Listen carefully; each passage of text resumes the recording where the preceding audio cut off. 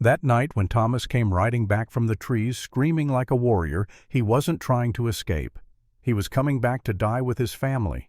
A 12-year-old boy flying off his horse tackling a killer twice his size. His mother had been shot. His father murdered 4 days ago. And now he watched a stranger put his body between them and 5 armed men. The question wasn't why Ethan Cole opened his door that frozen night. The question was what it would cost him, and whether mercy was worth dying for. This is how it began. That night when the wooden door opened, Ethan Cole saw only snow and darkness. Then he looked down. A 4-year-old child lay collapsed at his doorstep, freezing to death. The question wasn't whether he would save the boy. The question was what saving him would cost. The wind screamed across the Montana plains like a wounded animal carrying ice and fury in equal measure. Inside the small homestead cabin, 8 miles from the town of Timber Creek, Ethan sat alone by the fire. The year was 1876. Winter had come early and merciless. Outside, the temperature had dropped below 0. Inside, the fire crackled and fought against the cold, seeping through every crack in the walls. Ethan was 39 years old. His face was weathered, carved by sun and wind into something that looked older than his years. His hands were scarred and calloused, the hands of a man who knew hard labor intimately. His eyes held a particular kind of sadness, the kind that comes from losing everything and learning to survive anyway. He wasn't thinking about survival that night. He was thinking about ghosts. In his rough, work-worn hands, he held a small cloth doll. It was faded now, the colors washed out by time and tears. He'd made it himself 3 years ago, stitching it clumsily with his thick fingers, trying to create something soft in a hard world. His daughter Emma had loved it. She'd carried it everywhere, talking to it like it was alive, giving it a name he could no longer bring himself to say out loud. The fire popped, sending sparks up the chimney. Ethan closed his eyes. He could still see her face. 4 years old. Curly blonde hair that refused to stay tamed. Eyes that sparkled when she laughed, which was often despite the harsh life of a frontier homestead. She'd been the light in his world. And then, in one terrible winter week, the light had gone out. First came the fever. His wife Catherine had fallen ill on a Monday. By Wednesday, Emma had started coughing. By Friday, Margaret was delirious, burning up despite the snow piled against the windows. Ethan had ridden through a blizzard to get the doctor. The doctor had come, looked at them both with tired, knowing eyes, and said the words that still echoed in Ethan's nightmares. "There's nothing I can do. Keep them comfortable. Pray." Catherine died on Saturday morning. Emma lasted until Sunday night. Ethan had held his daughter as she took her last breath, her small body shaking with chills despite the 3 blankets wrapped around her. Her last word had been, "Papa." Then silence. The kind of silence that fills a house and never quite leaves. He'd buried them on the hill behind the cabin side by side under 2 young pine trees. Every evening since he'd walked up that hill and talked to them, told them about his day, asked them questions he knew would never be answered, apologized for failing to save them. That was 3 years ago. 3 years of existing rather than living. 3 years of going through the motions. Wake up, feed the horses, mend the fence, eat something, sleep, repeat. The homestead still functioned. The cattle still grazed. The chickens still laid eggs. But Ethan Cole, the man who had once laughed and loved and dreamed that man, had died with his family. He set the doll down carefully on the small table beside his chair. In the corner of the single-room cabin he could see Emma's little dress hanging on a peg. He hadn't been able to take it down. Couldn't bring himself to pack away the last physical reminders that she'd existed, that they'd both existed. The fire was burning low. Ethan stood his joints stiff from sitting too long and picked up the last log from the pile beside the fireplace. He placed it carefully on the coals, watching the flames lick up around the dry wood. Tomorrow he'd need to split more. The woodpile outside was getting low. Winter was far from over. He pulled his coat tighter around his shoulders and walked to the door. It was his habit to check the lock before bed to look out one last time at the night.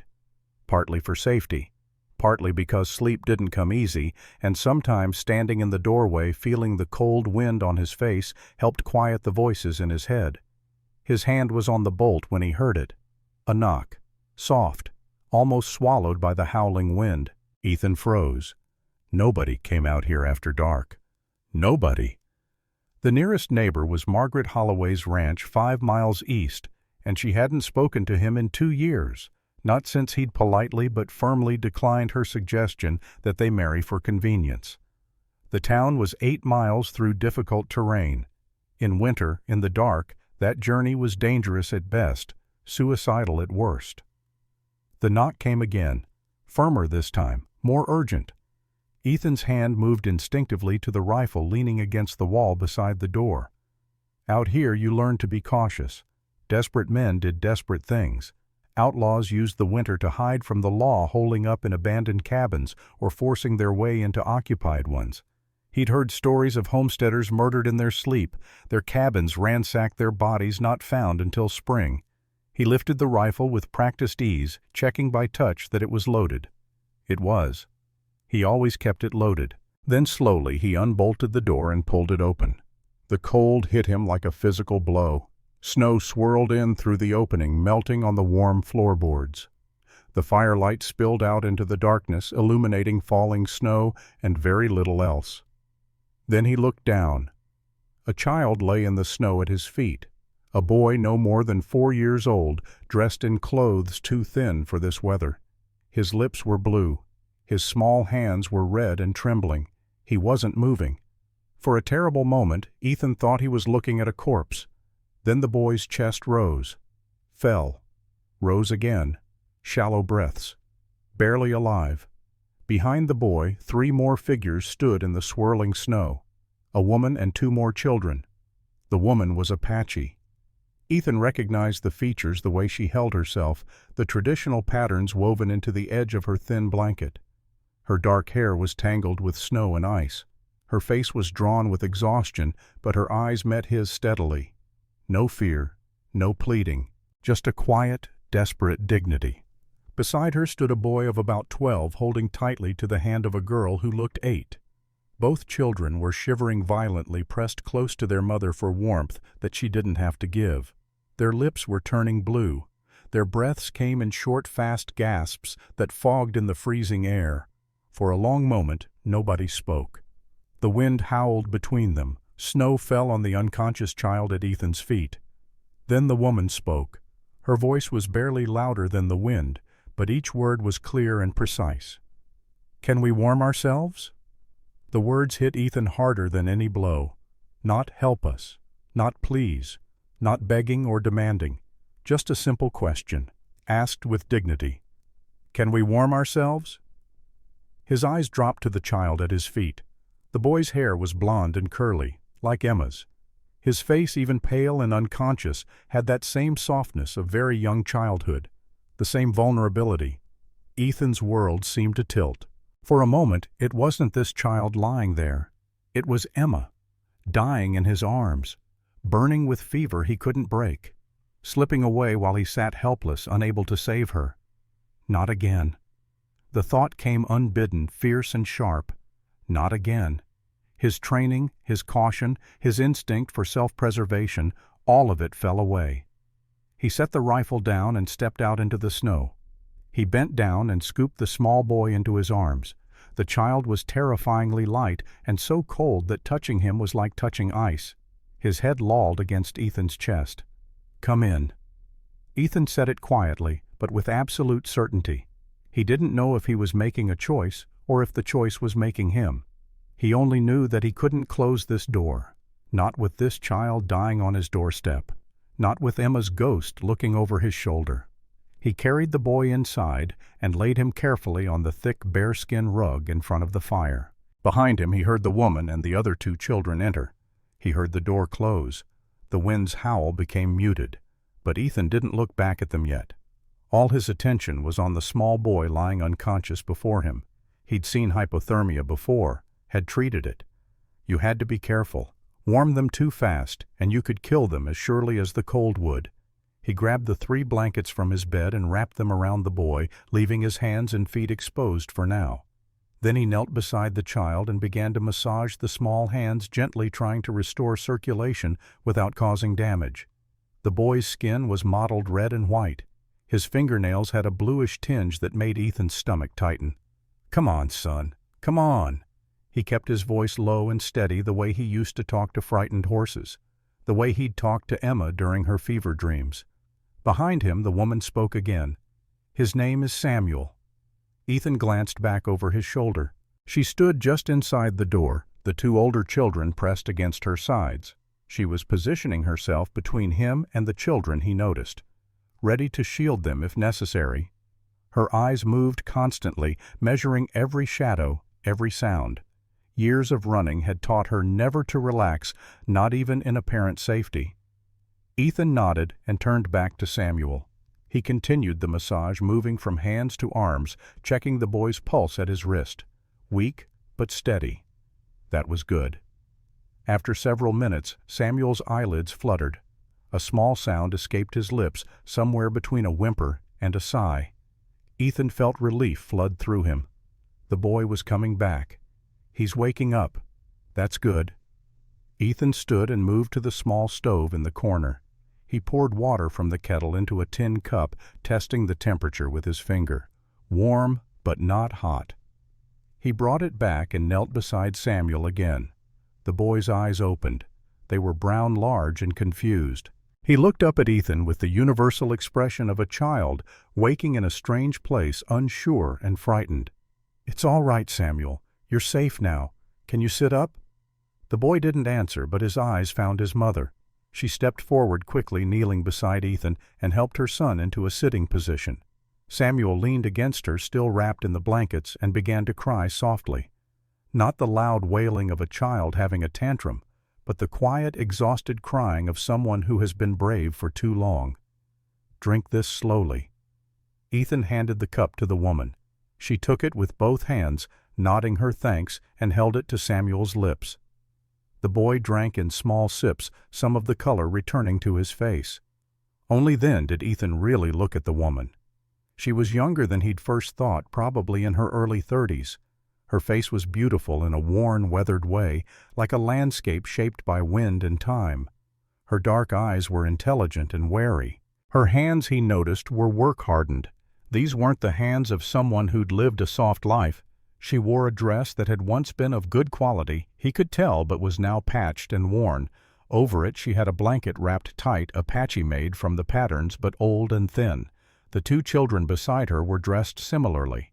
Adequate for normal weather, wholly inadequate for a Montana winter. "You came a long way in this storm."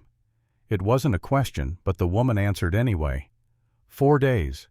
Her voice was different now that he was really listening. She spoke English perfectly, with barely a trace of an accent.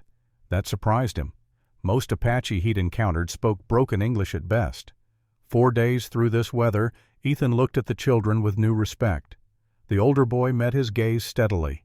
Despite the obvious exhaustion and cold, the boy stood straight. One hand, Ethan noticed, was hidden behind his back, probably holding a knife. Smart kid. "Trust nobody until you're sure." "We had no choice." The woman's voice was quiet but steady. She finished helping Samuel drink, then set the cup down carefully. When she moved, Ethan saw her wince. A flash of pain crossed her face before she could hide it. "You're hurt." She shook her head quickly. "It's nothing. Please, sir, we only ask for warmth for the night. By morning we'll be gone. I give you my word." Ethan studied her face. She meant it. She was already planning to leave at first light to take these children back out into the deadly cold, rather than risk being a burden, rather than risk rejection.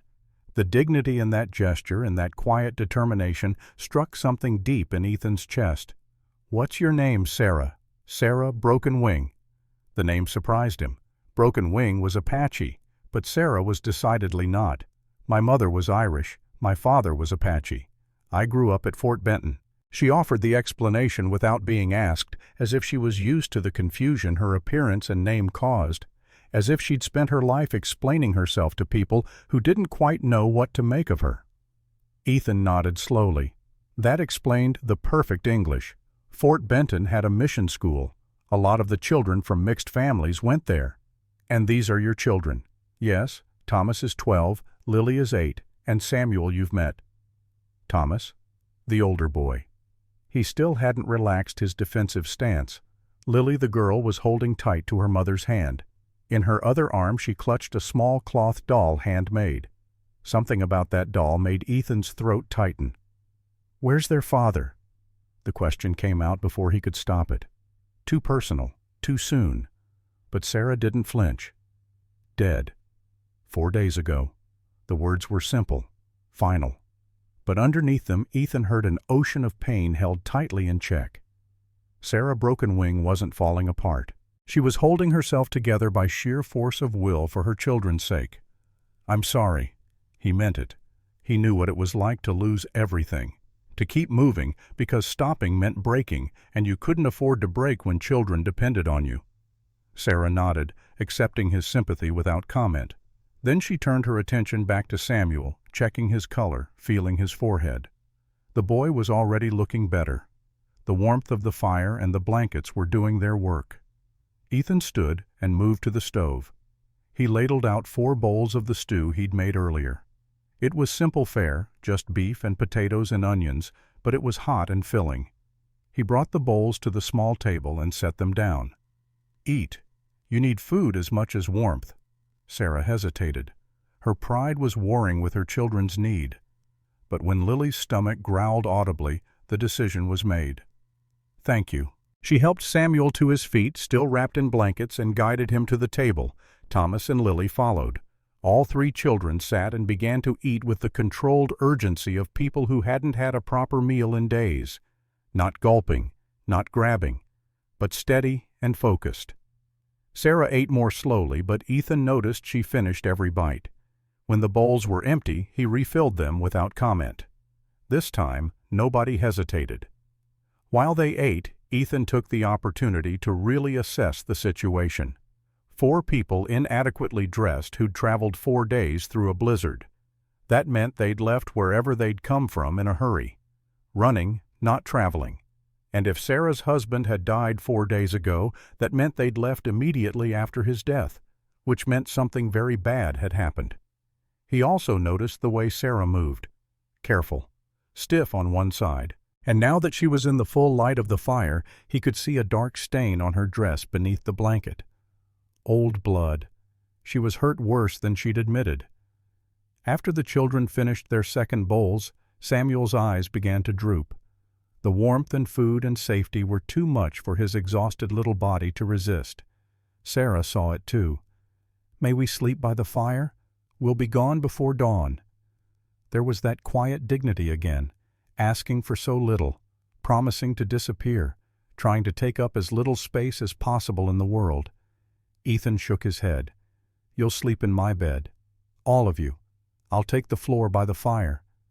Sarah started to protest, but Ethan held up a hand. I'm used to the floor, and Samuel needs soft and warm, not hard and draft. No arguments. Thomas spoke for the first time, his voice surprisingly deep for a 12-year-old. We don't need charity. The boy's tone was defensive, protective of his mother. Ethan recognized the stance. This was a child who'd been forced to grow up fast, who'd taken on the role of man of the family before he was ready. Ethan respected that even as his heart ached for it. It's not charity, it's hospitality. There's a difference. Thomas studied him with eyes that had seen too much. Then slowly he nodded. Sarah helped the children to the bed in the corner. It wasn't large, but the 4 of them fit the children in the middle, Sarah on the outside, still positioned to protect them even in sleep. Ethan brought more blankets and piled them on top. Within minutes, all 3 children were asleep. Sarah remained awake, watching Ethan as he moved about the cabin, banking the fire, checking that the door was secure. When he finally settled into his chair, she spoke quietly. Why are you helping us? Ethan didn't answer immediately. He stared into the fire, seeing his daughter's face in the flames. Because it's the right thing. That's not a reason. People know what's right. They don't always do it. She was perceptive. And she was right. Knowing the right thing and doing the right thing were 2 very different acts. I had a daughter, same age as your Samuel, same curly hair. Had. Sarah understood immediately. The past tense said everything. Winter 3 years ago. Fever took her and my wife in 1 week. I couldn't save them. I'm sorry. The words were simple, but Sarah said them like she understood. Like she knew what it was to lose everything and keep breathing anyway. So, you're saving us instead. Ethan looked at her directly for the first time since the children had gone to sleep. Maybe. Or maybe I'm just trying to do what I couldn't do then. They sat in silence for a long moment. The fire crackled. Outside, the wind howled. Inside, 3 children slept safe and warm. Then Sarah moved, and he saw her wince again. The pain she'd been hiding was worse now that she'd stopped moving, now that her body was trying to relax. You're hurt. Let me see. I'm fine. You're not. And if you want to leave tomorrow, you need to let me treat whatever that is. Sarah hesitated, then nodded. She stood carefully and moved to the fire. In the brighter light, Ethan could see the bloodstain more clearly. It was on her left shoulder, hidden by the blanket she'd kept wrapped tight around herself. I'll need you to lower your dress. Just the shoulder. Sarah glanced at her children, confirming they were asleep, then nodded. She unwrapped the blanket and carefully lowered the shoulder of her dress. Ethan had seen gunshot wounds before. This was a gunshot wound. The bullet had gone through the fleshy part of her shoulder, missing bone but tearing muscle. It was 4 days old, infected, and must have hurt like hell.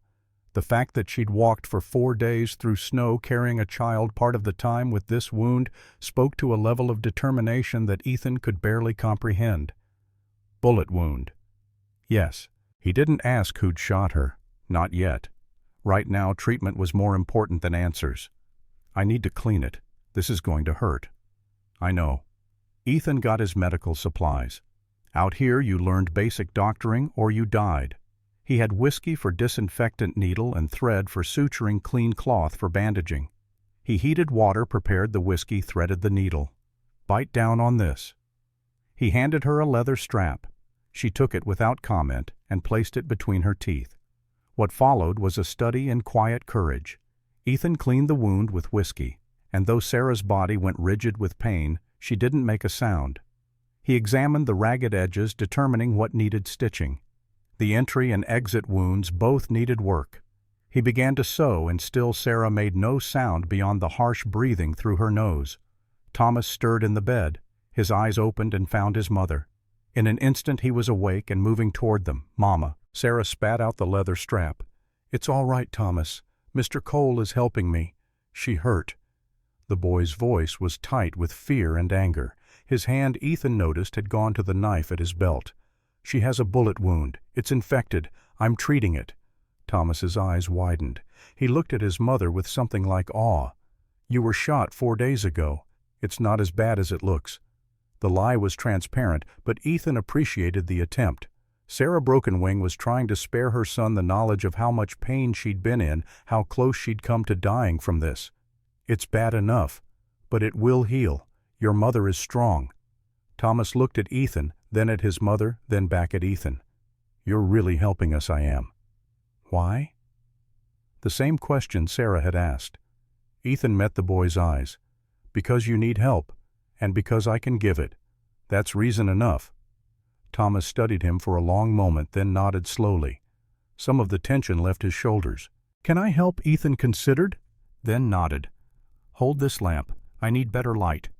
Thomas took the oil lamp and held it steady, his hand not shaking despite his obvious exhaustion. For the next 20 minutes he stood there watching as Ethan cleaned and stitched his mother's wound. When it was done, Sarah's face was pale and covered in sweat, but the wound was closed and bandaged. You should rest now. Sarah nodded. Thomas helped her stand and guided her back to the bed. This time, when she lay down beside her children, she fell asleep almost immediately. The body had its limits, and she'd reached hers days ago. Thomas remained standing by the bed, looking down at his family. Then he turned to Ethan. Thank you. The words were simple, but they carried weight. This was not a child's gratitude. This was one man acknowledging another. You're welcome. Now sleep. You're safe here tonight. Thomas hesitated, then spoke again. My father taught me to be careful, to trust slowly, But he also taught me to recognize honor when I see it." He paused, then continued, "You're an honorable man, Mr. Cole." Ethan felt something in his chest tighten. It had been a long time since anyone had called him honorable, a long time since he'd felt like he deserved the word. "Get some sleep, son." Thomas climbed back into the bed, settling beside his sister. Within moments, he too was asleep. Ethan sat back down in his chair and stared into the fire. His mind was racing now, the adrenaline of the crisis fading and leaving questions in its wake. 4 people, 4 days through a blizzard, a bullet wound, a dead husband, an Apache family in 1876 Montana, where tensions between settlers and tribes were running high after multiple violent incidents on both sides. These people were running from something bad. Outside, the wind continued to howl. Snow piled against the windows, but inside for the moment it was warm and safe. Ethan looked at the 4 sleeping figures in his bed. Sarah's arm was curved protectively around Samuel. Lily was pressed against her mother's side. Thomas was on the outer edge, still positioned to defend even in sleep. A family. Not his family, but a family nonetheless. Living, breathing, real. Not ghosts. For the first time in 3 years, Ethan Cole's cabin didn't feel empty. He settled back in his chair, the rifle across his lap, and kept watch through the night. He told himself it was just caution, that he was simply being vigilant in case whoever had shot Sarah came looking for her. But somewhere deep down in a place he'd thought frozen solid, something was stirring, some small spark of warmth, of purpose, of connection to the living world. He didn't examine it too closely, not yet, but it was there. The night wore on, the fire burned, the wind howled, and 5 people who'd been strangers hours ago slept and woke and lived under one roof, sharing warmth in the Montana winter darkness. Dawn came slowly, the sky lightening by degrees from black to gray. Ethan heard the children stirring. Samuel woke first, sitting up and looking around with the confusion of a child in an unfamiliar place. When he saw Ethan, he smiled, a small, shy smile, but genuine. "Morning, Samuel. Morning, mister. How are you feeling, Warm?" The simple pleasure in that one word made Ethan's throat tight. To be warm after being so cold. To be safe after being in danger. The basic needs of existence appreciated because they'd been absent. Sarah woke next, her eyes opening and immediately finding her children, counting them, confirming their safety before she even registered where she was. When she saw Ethan sitting in his chair watching over them, something in her expression shifted. Not trust, not yet, but the beginning of something like it. She sat up carefully, testing her shoulder. The pain was still there, Ethan could see, but the worst was over. The wound would heal now as long as infection didn't set in. "How do you feel, sore?" "But better. Thank you." She helped Samuel from the bed, then woke Thomas and Lily. The children were quiet, still uncertain of this place and this man who'd shown them kindness. But they weren't afraid. That was something. Ethan made breakfast. Eggs from his chicken's bacon from his smokehouse bread he'd baked 2 days ago. It was simple food, but there was plenty of it. He watched as the children ate their movements, still carrying that controlled urgency of people who'd gone hungry. After breakfast, Sarah stood. "We should go. We've imposed on you long enough." She said it with dignity, but Ethan heard the fear underneath. Fear of where they would go, how they would survive, what would happen to them. And he found himself saying something he hadn't planned to say, something that changed everything. "Stay." Sarah looked at him, surprise clear on her face. "What stay?" "At least for today. The storm hasn't let up. Traveling in this would be suicide. Stay until the weather clears." He wasn't sure where the words were coming from. Some part of him that hadn't died with his family. Some part that remembered what it was to care about people, to want them safe. "We can't." Thomas spoke up, his voice firm. "We're being hunted." The words fell into the room like stones into water, ripples of meaning spreading out. Ethan looked at Thomas, then at Sarah. She closed her eyes briefly, then nodded. "It's true. There are men tracking us. If they find us here, they'll kill us, and you for harboring us." Ethan should have felt fear. should have told them to leave immediately, should have protected himself. Instead, he felt something else, something he hadn't felt in years. Anger, righteous burning anger at the thought of anyone hunting these people, this woman and her children, these human beings who'd asked for nothing but warmth. Then we'll deal with them if they come. Sarah stared at him. You don't understand. These aren't just bounty hunters. They're killers. They've already murdered my husband. They'll kill you without hesitation. Let them try. The words came out harder than he'd intended. But once spoken, Ethan didn't take them back. Some line had been crossed in his mind, some decision made. These people had knocked on his door, had asked for help, and he'd said yes. That meant something. That meant he protected them. That was the code. That was honor. Thomas looked at him with new eyes. You'd fight for us, for strangers. You're not strangers anymore. Ethan said it simply, meaning it, surprised by how much he meant it. Sarah sat down slowly as if her legs couldn't hold her anymore. When she looked up at Ethan, there were tears in her eyes, not of sadness, of something more complicated, relief and disbelief and hope all tangled together. Why? Why would you do this? Ethan thought about all the reasons he could give, about redemption and guilt and the Irish family he'd turned away 3 years ago, about his daughter's face and Samuel's curly hair, about how empty his cabin had felt for so long. But in the end, he gave the simplest answer, the truest one, because I can. And with those 3 words, Ethan Cole bound himself to Sarah Broken Wing and her children, bound himself to their survival, bound himself to whatever was coming. He didn't know it yet, but those 3 words would change his life, would give him back something he'd thought lost forever, would teach him that mercy wasn't about what you gave, but about what you received in return. All he knew in that moment was that he'd made a choice, and he wouldn't unmake it, no matter what the cost. The morning passed quietly. The storm continued to rage outside, but inside the cabin there was a strange sort of peace. Sarah helped tidy the small space, moving carefully to protect her wounded shoulder. Thomas split more wood from the covered pile by the door. Lily played with Samuel, keeping him entertained and out of the way. And Ethan watched them all, seeing his cabin come alive in ways it hadn't been alive in 3 years. Around midday, the moment of peace ended. They all heard it at the same time, a sound that didn't belong to the storm, a sound that made Sarah's face go white and Thomas's hand drop to his knife, the sound of horses, multiple horses, moving slowly through the snow, coming closer. Ethan moved to the window and looked out carefully. Through the driving snow he could make out 5 riders. They were circling the cabin, searching, tracking. Sarah came up beside him, breathing hard. It's them. Ethan nodded. He'd known this moment might come, had hoped it wouldn't. But hope and reality were different things. Get the children to the back corner. Stay low.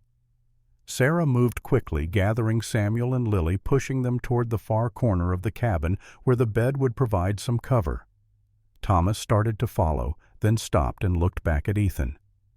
I can fight. I know you can. But right now your job is to protect your mother and siblings. That's the most important fight. Thomas hesitated, then nodded and joined his family. Ethan grabbed his rifle and checked his ammunition. 50 rounds. He hoped that would be enough. Then he positioned himself by the window where he could see without being easily seen. The riders had stopped circling. They'd formed up about 50 yards from the cabin. 5 men, hard-looking, armed, dangerous. Then one of them called out, and Ethan felt his blood run cold, because he recognized the voice. Ethan. Ethan Cole. I know you're in there. Ethan closed his eyes briefly.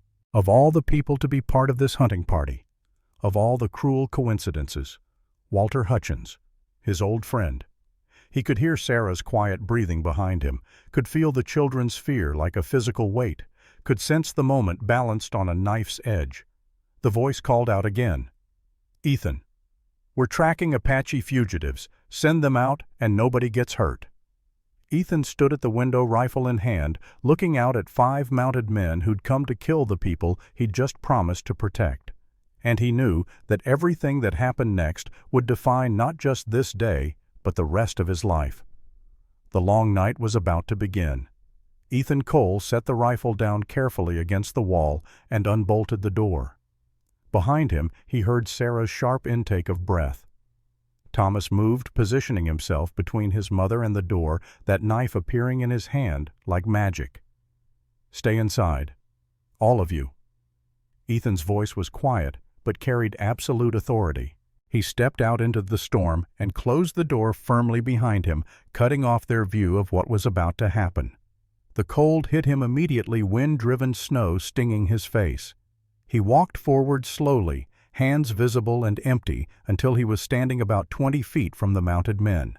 Close enough to talk, far enough to react if shooting started. 5 riders sat their horses in a loose semicircle. They were dressed in heavy coats, hats pulled low, scarves wrapped around their faces against the cold. But Ethan could see their eyes, could read the tension in how they held their reins, their weapons. The man in the center pushed his scarf down, revealing a weathered face that Ethan knew as well as his own. Walter Hutchins, 42 years old. They'd worked together on cattle drives 12 years ago, back before Ethan had settled down and married Margaret, back when they'd both been young and stupid and looking for adventure. Walter's face showed the years hard. Lines carved deep around his eyes and mouth, gray threading through his brown beard. The look of a man who'd made too many compromises with his conscience and knew it. "Long time no see, Ethan." "Walt." Ethan kept his voice neutral. "Gave nothing away. You're looking well. Still keeping to yourself out here? I like the quiet." "Yeah, I remember. Catherine always said you preferred horses to people." At the mention of his dead wife's name, Ethan felt something tighten in his chest. But he kept his face blank. "What brings you out here in the dead of night, Walt? This isn't a social call." Walter shifted in his saddle, clearly uncomfortable. His eyes wouldn't quite meet Ethan's. "We're tracking fugitives. Apache woman and 3 children. Left their village 4 days ago after a raid. We have reason to believe they came this way. Is that so?" Ethan's tone gave away nothing.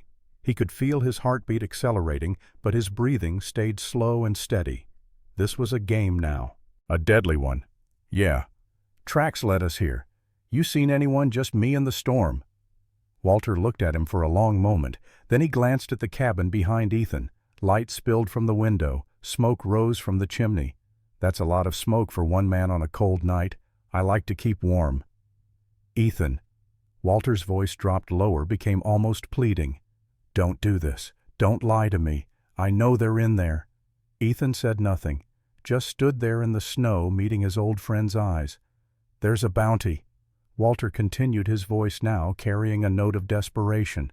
$500 for the woman, dead or alive. Governor issued it after what they did to that wagon train last month. 12 people dead, Ethan, women and children. And you believe the woman in my cabin had something to do with that? Don't matter what I believe.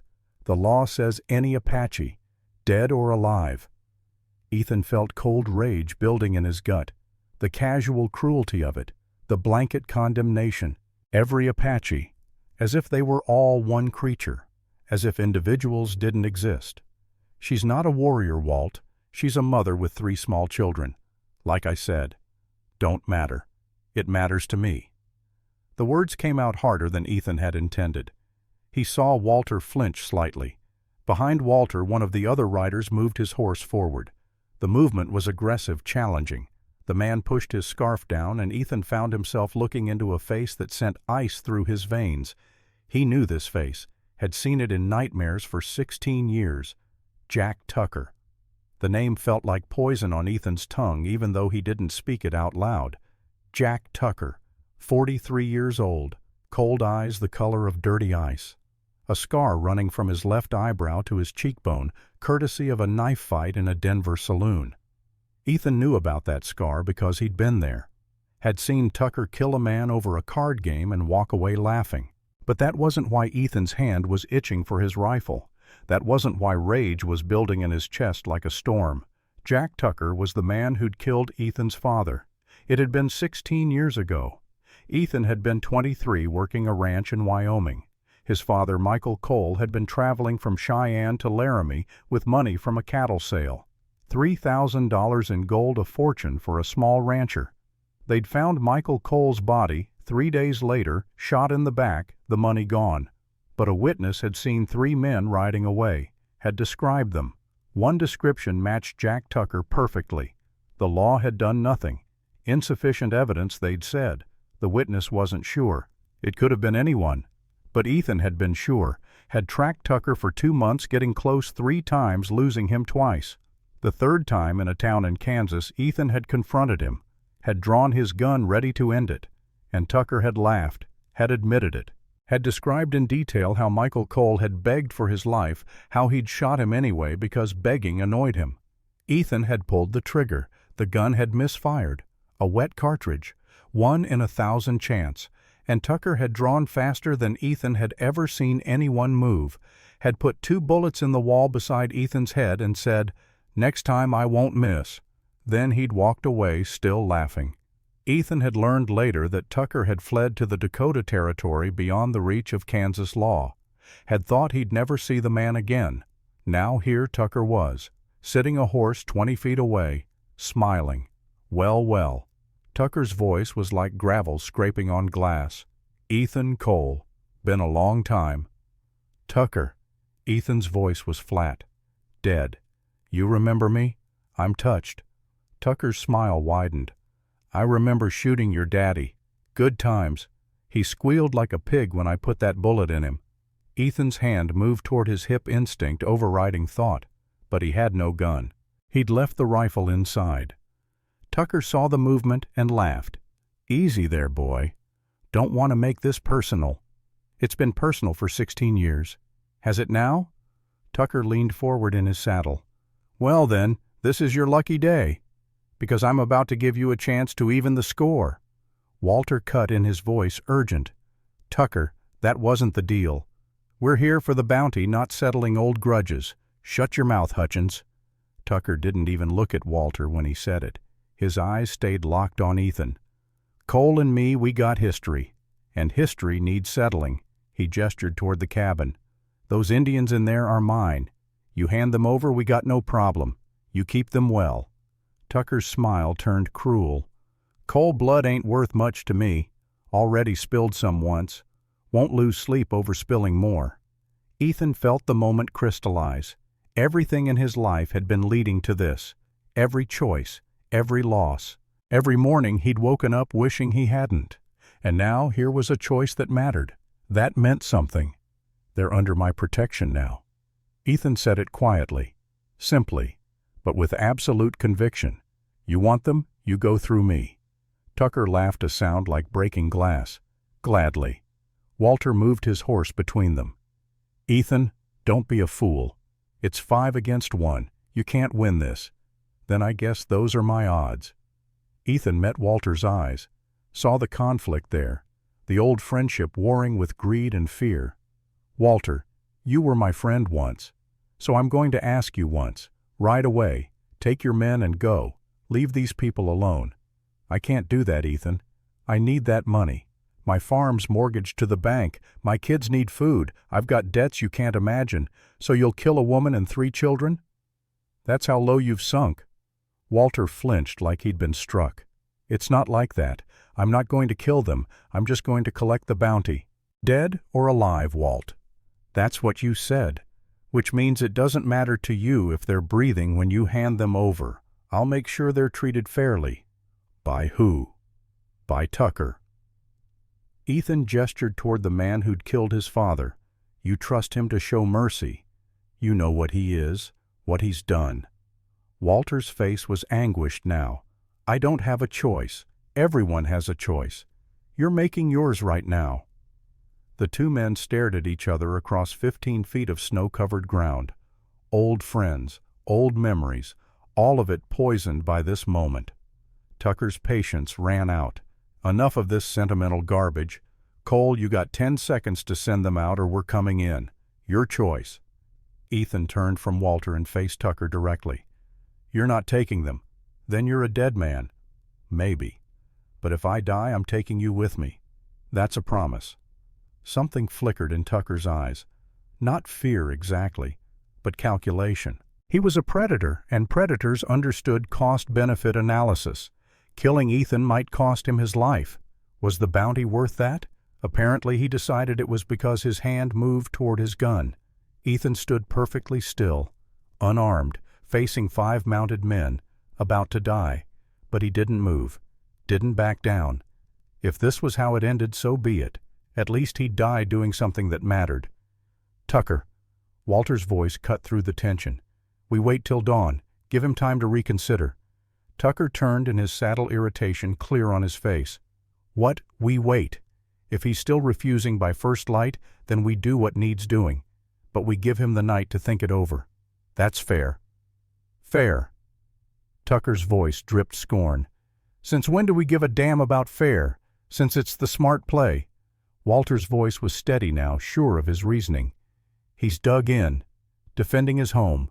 We go in now in the dark, someone's getting shot. Maybe him, maybe one of us. We wait till dawn, we can see what we're doing, and maybe he comes to his senses. Tucker considered this. Then slowly he smiled. You know what, Hutchins? That's not bad thinking. Besides, gives him time to really think about what he's choosing. Think about dying for people he don't even know. He raised his voice, directing it at Ethan. We'll give you till dawn to reconsider Cole. Make the smart choice. Those Indians ain't worth dying for. The 5 riders turned their horses and moved away, but not far. About 200 yards from the cabin, they began setting up camp, building a fire, settling in. Ethan watched them for a long moment, then turned and walked back to the cabin. When he opened the door, Sarah was standing just inside her, face pale. Thomas was beside her, knife in hand. Lily and Samuel were huddled by the fire, eyes wide with fear. They all looked at him, waiting. Ethan closed the door and bolted it. Then he turned to face them. They're not leaving. They're going to wait until dawn, then attack. Sarah closed her eyes. I'm sorry. This is my fault. We should never have come here. Stop. Ethan's voice was firm. You came to my door asking for help. I chose to give it. That makes it my responsibility now, not yours. You don't understand. They'll kill you. Tucker is a murderer. He's already killed my husband. He'll kill you without a second thought. I know what he is. Ethan met her eyes. He killed my father 16 years ago. I've been waiting for a chance at him ever since. Sarah stared at him, understanding dawning. This is personal for you. It became personal the moment I opened my door. But yes, Tucker and I have old business. Now we'll settle it. Thomas spoke up, his voice steady despite the fear Ethan could see in his eyes. What do? We prepare. We have until dawn. That gives us maybe 5 hours. Ethan moved to his gun cabinet and began pulling out weapons. 2 rifles, 1 shotgun, 3 pistols. He laid them on the table and started checking ammunition. Sarah, can you shoot? Sarah nodded. James taught me. I'm not expert, but I can hit what I aim at. Good. Ethan handed her one of the pistols. This holds 6 rounds. Don't waste them. He turned to Thomas. You know how to load a rifle? Thomas nodded. My father taught me before he died. Then you're my loader. You stay by me. Keep the rifles ready. Can you do that? Yes, sir. Ethan looked at Lily and Samuel. You two. When the fighting starts, you go under the bed. You don't come out until your mother or I tell you it's safe. Understood? Lily nodded, her eyes huge. Samuel just stared, too scared to speak. Sarah knelt beside her youngest children. Listen to me, both of you. We're going to be fine. Mr. Cole is going to keep us safe. But you have to be brave. Can you be brave for me? Lily found her voice. Will they hurt us? Not if I can help it. Ethan said it with such conviction that even he almost believed it. For the next hour they worked. Ethan showed Sarah how to bar the door with the heavy oak beam he'd carved for just such an emergency. They moved furniture to create barriers near the windows. They filled every container with water in case of fire. They prepared bandages and medicines in case someone got hurt. And all the while Ethan was thinking, planning. 5 men against 1 with a wounded woman and children to protect. The odds were terrible. But he'd faced terrible odds before. The key was making them come to him, letting them attack on his ground on his terms. He called Thomas over. "I need to show you something." He led the boy to a corner of the cabin and pulled aside a rug. Underneath was a trapdoor, root cellar, 10 feet deep, 8 feet square. "If things go bad up here, you take your mother and siblings down there. Stay until it's safe to come out." Thomas looked at the trapdoor, then at Ethan. "And if it's never safe, if they win, then you wait for nightfall and you run. Head south to Fort Laramie, 3 days on foot if you're careful. There's a scout there, Joshua Blackwood. Tell him Sarah Brokenwing sent you. He'll help." Thomas memorized the instructions, then asked quietly, "You think we're going to lose? I think we have to prepare for every possibility." Ethan met the boy's eyes. "Your father taught you to be strong, to protect your family. Now I need you to do that. If I fall, if your mother can't fight, you're all they have. Can you do it?" Thomas swallowed hard, then nodded. "I can." "Good man." As the night deepened, they settled into watching and waiting. Sarah sat by one window, pistol in her lap. Ethan stood by the other, rifle in hand. Thomas moved between them, ready to reload. Lily and Samuel huddled by the fire, trying to stay warm and brave. Around midnight, Sarah spoke quietly. "Can I ask you something?" "Go ahead." "Why did you really help us?" "It wasn't just because of Samuel looking like your daughter." Ethan was silent for a long moment. Outside, he could see the glow of the attackers' fire, could hear occasional laughter carried on the wind. They were confident, sure of victory. 3 months after my wife and daughter died, a family came through here. Irish immigrants, mother, father, 3 kids, sick with fever. They knocked on my door asking for shelter. He paused, the memory bitter in his mouth. "What did you do?" "I turned them away. Told myself I couldn't risk getting sick again. Couldn't lose anyone else." Sarah waited, knowing there was more. 2 days later, I found them frozen to death 5 miles down the road. The children, they were holding each other. His voice was rough now, thick with emotion. "That wasn't your fault." Sarah's voice was gentle. "Wasn't it? I had food, warmth, medicine. I had everything they needed. But I was too afraid of my own pain to see theirs. So tonight—" Ethan turned to look at her. "Tonight I saw that look in your eyes, the same look that Irish mother had, desperate but dignified, asking for so little. And I couldn't close the door again." Sarah crossed the small space between them and placed her hand on his arm. "You're a good man, Ethan Cole. I'm trying to be." Finally. They stood there for a moment, connected by shared loss and shared determination. Then Samuel stirred, whimpering in his sleep. Sarah moved to comfort her son, and Ethan returned to his watch. The hours crawled by. 1 o'clock, 2 o'clock, 3 o'clock. At 4 in the morning the attack came, but not from the direction Ethan expected. There was a soft knock on the door. Then Walter's voice, low and urgent. "Ethan, don't shoot. I'm alone. I need to talk." Ethan's hand tightened on his rifle. This could be a trap, could be Tucker using Walter to get him to open the door. But something in Walter's voice, some note of genuine desperation, made him pause. "Step where I can see you. Hands up." The door to the cabin had a small window at eye level covered with oiled paper. Ethan tore it aside and looked out. Walter stood there alone, hands raised. No gun visible, no other men nearby. "What do you want, Walt, to talk?" "To warn you." "Please, Ethan, I'm not armed. Just let me speak my piece." Ethan made a decision. He cracked the door open, rifle trained on Walter's chest. "Talk fast."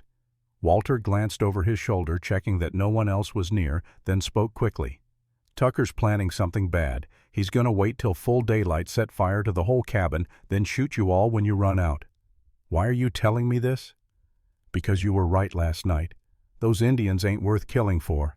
And I can't be part of murdering children. I just can't." Walter's voice broke.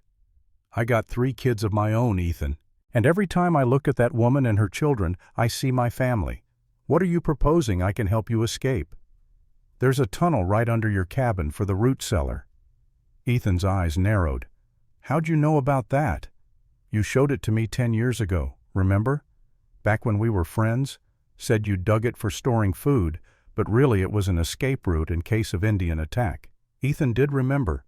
They'd been drunk on his homemade whiskey, and he'd shown Walter all his preparations, had trusted him. Go on. I'll help you escape through the tunnel. You take them south to Fort Laramie. I'll stay behind, tell Tucker you all died in a fire. Cover your tracks. Ethan studied Walter's face, searching for deceit. Why should I trust you? You shouldn't. I know that. I've given you no reason. Walter's voice was thick with shame.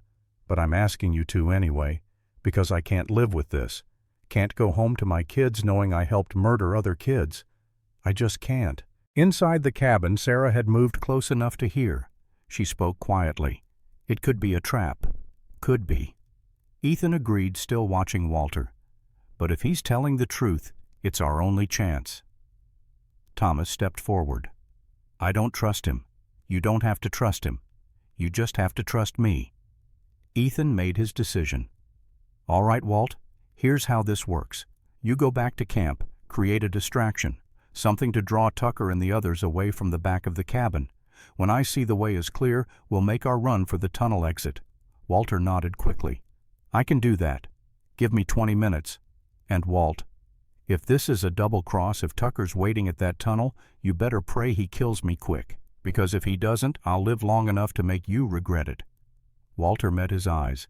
It's not a double cross. I swear on my children's lives. 20 minutes. Walter turned and disappeared into the pre-dawn darkness. Ethan closed the door and turned to face the others.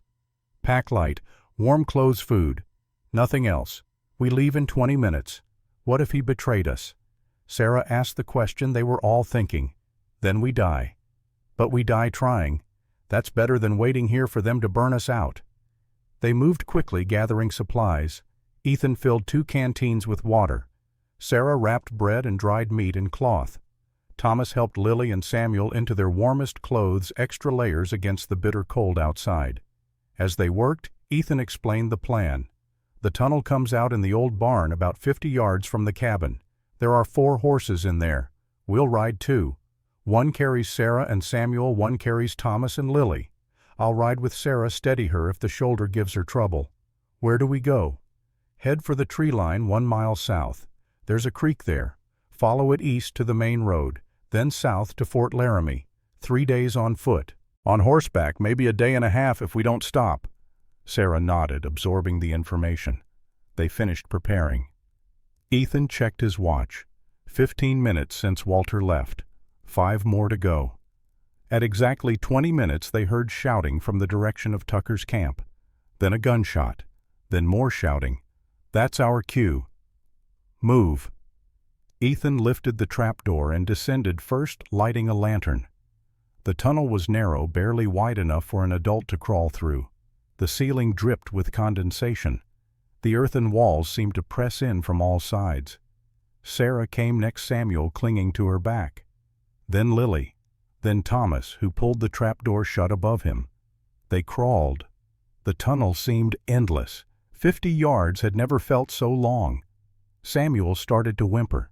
Hush, baby. Just a little further. Sarah's voice was strained, the wounded shoulder making the crawl agony. After what felt like hours but was probably only minutes, they reached the end. Ethan pushed open the exit hatch and looked out carefully. The barn was dark and quiet. No signs of ambush. He climbed out and helped the others up. The horses were where he'd left them, 4 good mounts already saddled. Ethan had prepared them the night before just in case. Thomas, you take the gray mare. Lily rides behind you. I'll take the roan. Sarah and Samuel ride with me. They were just mounting up when they heard it. A gunshot from the direction of the cabin. Then Tucker's voice roaring with rage. You traitor bastard! More gunshots. A scream. Then silence. Walter. Sarah breathed the name like a prayer. He's bought us time. We can't waste it. Ride. Ethan kicked his horse into motion. Thomas followed. They burst out of the barn and headed for the tree line at a full gallop. Behind them, more shouting. Tucker had realized what happened, was organizing pursuit. But they had a head start, and Ethan knew this land like the back of his hand. They rode hard through the snow, the horse's breath steaming in the cold air. Samuel clung to his mother, too scared to cry. Lily held tight to Thomas's waist. Sarah gritted her teeth against the pain in her shoulder, each jolt sending fire through her body. The tree line loomed ahead. Safety, cover, a chance. They were going to make it. Then Ethan's horse stepped wrong. Its leg went into a hidden hole buried beneath the snow. The animal screamed and went down, throwing its riders. Ethan hit the ground hard, the wind knocked out of him. Sarah landed beside him, Samuel rolling clear. The boy was crying now, terrified. Thomas, seeing what happened, wheeled his horse around and started to come back. "No, keep going." Ethan's shout stopped the boy. "Get to the trees, we'll follow." But even as he said it, he knew the truth. They weren't going to make it. The fall had cost them their lead. Tucker and his men were coming, and they were on foot now, at least 200 yards from the tree line. Sarah struggled to her feet, pulling Samuel up. Ethan's horse was injured, couldn't run. They had no mount. Thomas sat frozen on his horse, torn between obeying and abandoning his family. Ethan made the decision for him. "Go now. That's an order." The tone of absolute command finally broke through Thomas's paralysis. The boy kicked his horse and rode for the trees, Lily bouncing behind him. And then Tucker and 3 remaining men were there, horses pounding through the snow, guns drawn. They formed a circle around Ethan, Sarah, and Samuel. Trapped. Nowhere to run. Tucker dismounted, a smile on his face that made Ethan's blood run cold. "End of the line, Cole." He walked closer, gun pointed casually at Ethan's chest. "Any last words?" Ethan looked at Sarah, at Samuel, at the woman and child he'd promised to protect. The promise he was about to break. "I'm sorry I couldn't." He didn't finish the sentence. Didn't need to. Sarah understood. Then everything happened at once. Thomas came riding back out of the trees, his horse at a dead run, screaming like a warrior. Tucker started to turn. Thomas left the saddle in a flying tackle that caught Tucker around the waist and drove them both into the snow. The gun went flying. The other men scrambled to react, but the sudden attack had caught them completely off guard. Thomas and Tucker rolled in the snow, fighting. The boy was strong for his age, brave beyond belief. But Tucker was a killer experienced in violence. He got an arm around Thomas's throat and started to squeeze. Thomas, gasping, clawed at the arm. His face was turning red. Mama Sarah screamed and started forward, but one of Tucker's men grabbed her. Ethan, still on the ground, saw his rifle half buried in snow 10 feet away. He lunged for it, his fingers closing around the barrel. Tucker's grip tightened on Thomas. The boy's struggles were weakening. Ethan swung the rifle like a club, smashing it into Tucker's head. The man went down stunned. Thomas rolled free, gasping and choking. Then Sarah was there, and Ethan saw she'd grabbed something from her clothing, a small knife, the kind used for cutting herbs and preparing medicine. Despite the pain screaming through her wounded shoulder, she drove the knife into Tucker's other shoulder with desperate strength. Tucker screamed and fell back, blood spreading across his coat. The other men, seeing their leader down, made a decision. One of them simply turned his horse and rode away. The other hesitated, looking between Tucker and the fleeing man, then followed. And then it was over. Tucker lay in the snow, bleeding, disarmed. His men were gone. The fight was done. They'd survived. Ethan stood slowly, his whole body aching. Sarah was helping Thomas to his feet. The boy was bruised and shaken, but alive. Samuel ran to his mother, throwing his arms around her. From the tree line, Lily's voice called out, "Mama, Thomas." "We're all right." Sarah's voice broke on the words. "We're all right." Ethan looked down at Tucker. The man was conscious, glaring up at him with pure hatred. "You'll hang for this, Cole." "Maybe. But you'll hang first." Ethan bent down and grabbed Tucker by his good arm, hauling him upright. "We're taking you to the marshal. Let him sort this out." They bound Tucker's hands and put him on Ethan's injured horse, which could manage a slow walk. Then they all headed for the tree line where Thomas and Lily waited. When they were finally under cover of the trees, safe from easy pursuit, they all sat down in the snow. Nobody spoke for a long moment. They were too exhausted, too overwhelmed by what had just happened. Then Samuel broke the silence. "Are the bad men gone?" "Yes, son. They're gone. Did you save us?" Samuel looked up at Ethan with those big brown eyes. "We saved each other." The boy considered this, then nodded as if it made perfect sense. Then he climbed into Ethan's lap, put his head on his chest, and closed his eyes. Ethan sat there, this child in his arms, Sarah beside him, Thomas and Lily close by, and felt something he hadn't felt in 3 years. Purpose, connection, family. Not his family by blood, but family nonetheless. They rested for an hour, letting the horses recover, letting their own hearts slow from the adrenaline rush. Then they started south toward Fort Laramie, toward safety, toward whatever came next. The journey took 3 days. 3 days of careful travel through snow and cold. 3 days of watching for pursuit that never came. 3 days of learning to be together, to trust each other, to become something more than strangers, thrown together by circumstance. Ethan taught Thomas how to track, how to read signs in the wilderness. Sarah showed Lily how to find medicinal herbs even in winter. Samuel rode with Ethan most of the time, chattering about everything and nothing, filling the silence with innocent joy. And at night, when they made camp and the children slept, Ethan and Sarah would talk. Quiet conversations about loss and survival, about the people they'd been and the people they were becoming. On the second night, sitting by the fire while the others slept, Sarah spoke. "What will you do after we reach Fort Laramie?" Ethan had been thinking about that question, had been avoiding thinking about it, because thinking about it meant facing what he wanted versus what he should want. "I suppose I'll take Tucker to the marshal, make sure he's charged properly, then head back to my homestead. And Fort Laramie has an army outpost. They can arrange transport for you, get you somewhere safe." Where would we go? Ethan didn't have an answer for that, because the truth was, there wasn't anywhere safe for an Apache family in 1876. Not really.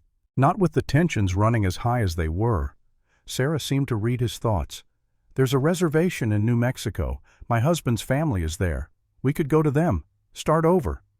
That sounds like a good plan. But Ethan's voice lacked conviction. The thought of them leaving, of never seeing them again, sat in his chest like a stone. Or, Sarah's voice was quiet, or we could stay. With you. The words hung in the air between them. "Sarah, you don't know what you're saying. The winters here are harsh. The town might not accept you. There would be talk." "I know, but we've survived worse than talk. And Thomas could learn ranching. Lily could go to school. Samuel would have a stable home.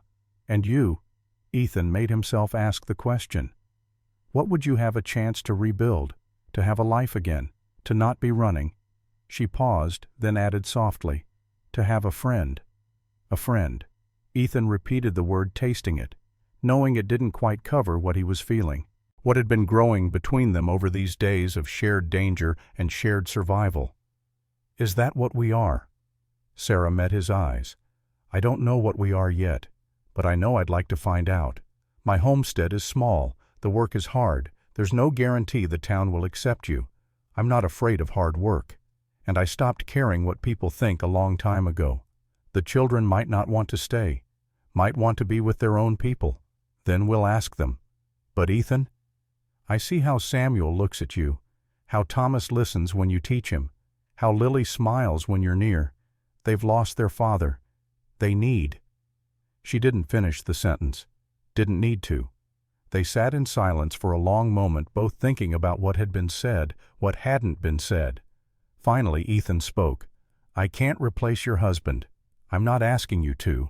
James was a good man. I loved him, but he's gone, and I have to think about my children's future now, about survival, about more than just survival, about actually living. And you think you could do that? With me?" Sarah smiled, a real smile that lit up her tired face. "I think we could try." On the third day they reached Timber Creek, the small town 8 miles from Ethan's homestead. They needed supplies before heading to Fort Laramie, and Ethan needed to report what had happened with Tucker. They rode into town just after noon. The main street was quiet, a few people going about their business. But as they passed, Ethan saw heads turn, saw people stop and stare. An Apache woman, 3 Apache children, riding with Ethan Cole. That would be the talk of the town within the hour. They stopped in front of the marshal's office. Deputy Frank Morrison stepped out, his hand resting casually on his gun belt. He was 35, competent, generally fair, but his eyes narrowed when he saw Sarah and the children. "Ethan, what's all this?" "Found this man on my property." Ethan gestured to Tucker, still bound and slumped in the saddle. "Jack Tucker, wanted for murder. Killed a man named James Running Deer 4 days ago. Also killed Walter Hutchins last night while they were trying to murder this woman and her children." Morrison's eyes widened. He knew who Tucker was. Everyone in law enforcement knew Jack Tucker. "You captured Tucker. He attacked me on my property. I defended myself. And these people." Morrison studied Sarah and the children, his expression unreadable. "And they are witnesses. And under my protection." "Your protection." Morrison repeated the words, slowly processing. "Ethan, you know what's been happening. The attacks, the raids, having Apache on your property. They're people, Frank. A woman and 3 children. They haven't hurt anyone. Even so. There's talk in town, especially after what happened to the Watson family." Sarah spoke up, her voice clear and strong. "We had nothing to do with that. We were living peacefully until raiders attacked our village. My husband was killed protecting us. We've been running for our lives ever since." Morrison looked at her, surprise evident on his face. "Not many Apache spoke English that well." "That clearly. You speak good English." "My mother was Irish. I grew up at Fort Benton, went to the mission school." "Is that so?" Morrison's posture relaxed slightly. Education meant something to him. Meant she wasn't just another savage in his view. "Tell you what, I'll take Tucker into custody. You all get yourselves to Fort Laramie like you're planning. Let them sort out the details there. We'll be staying at my homestead first." Ethan said it firmly. "For how long?" "As long as they need to." "Ethan." Morrison's voice carried a warning. "You know how this will go. People will talk. Margaret Holloway will talk. And she has influence. Let her talk." The deputy shook his head, but didn't argue further. He knew Ethan well enough to recognize when the man's mind was made up. "Your funeral. But don't say I didn't warn you." They left Tucker with Morrison and rode to the general store. Mrs. Clara Chen ran at a Chinese woman who'd come to Montana 20 years ago and outlasted 2 husbands and countless setbacks. She was tough, practical, and generally kind. When Ethan walked in with Sarah and the children, Mrs. Chen's eyes went wide. But she didn't say anything negative, just nodded. "Mr. Cole, what can I help you with?" "Need supplies, food for 4 extra mouths, warm clothes for the children." Mrs. Chen looked at Sarah and the children, then back at Ethan. "You're keeping them, for now. For now." Mrs. Chen repeated, then smiled slightly. "Well, that's something.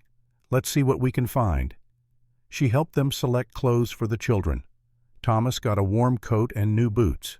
Lily got a dress that actually fit her and wool stockings. Samuel got a complete outfit, including a little hat that made him look adorable.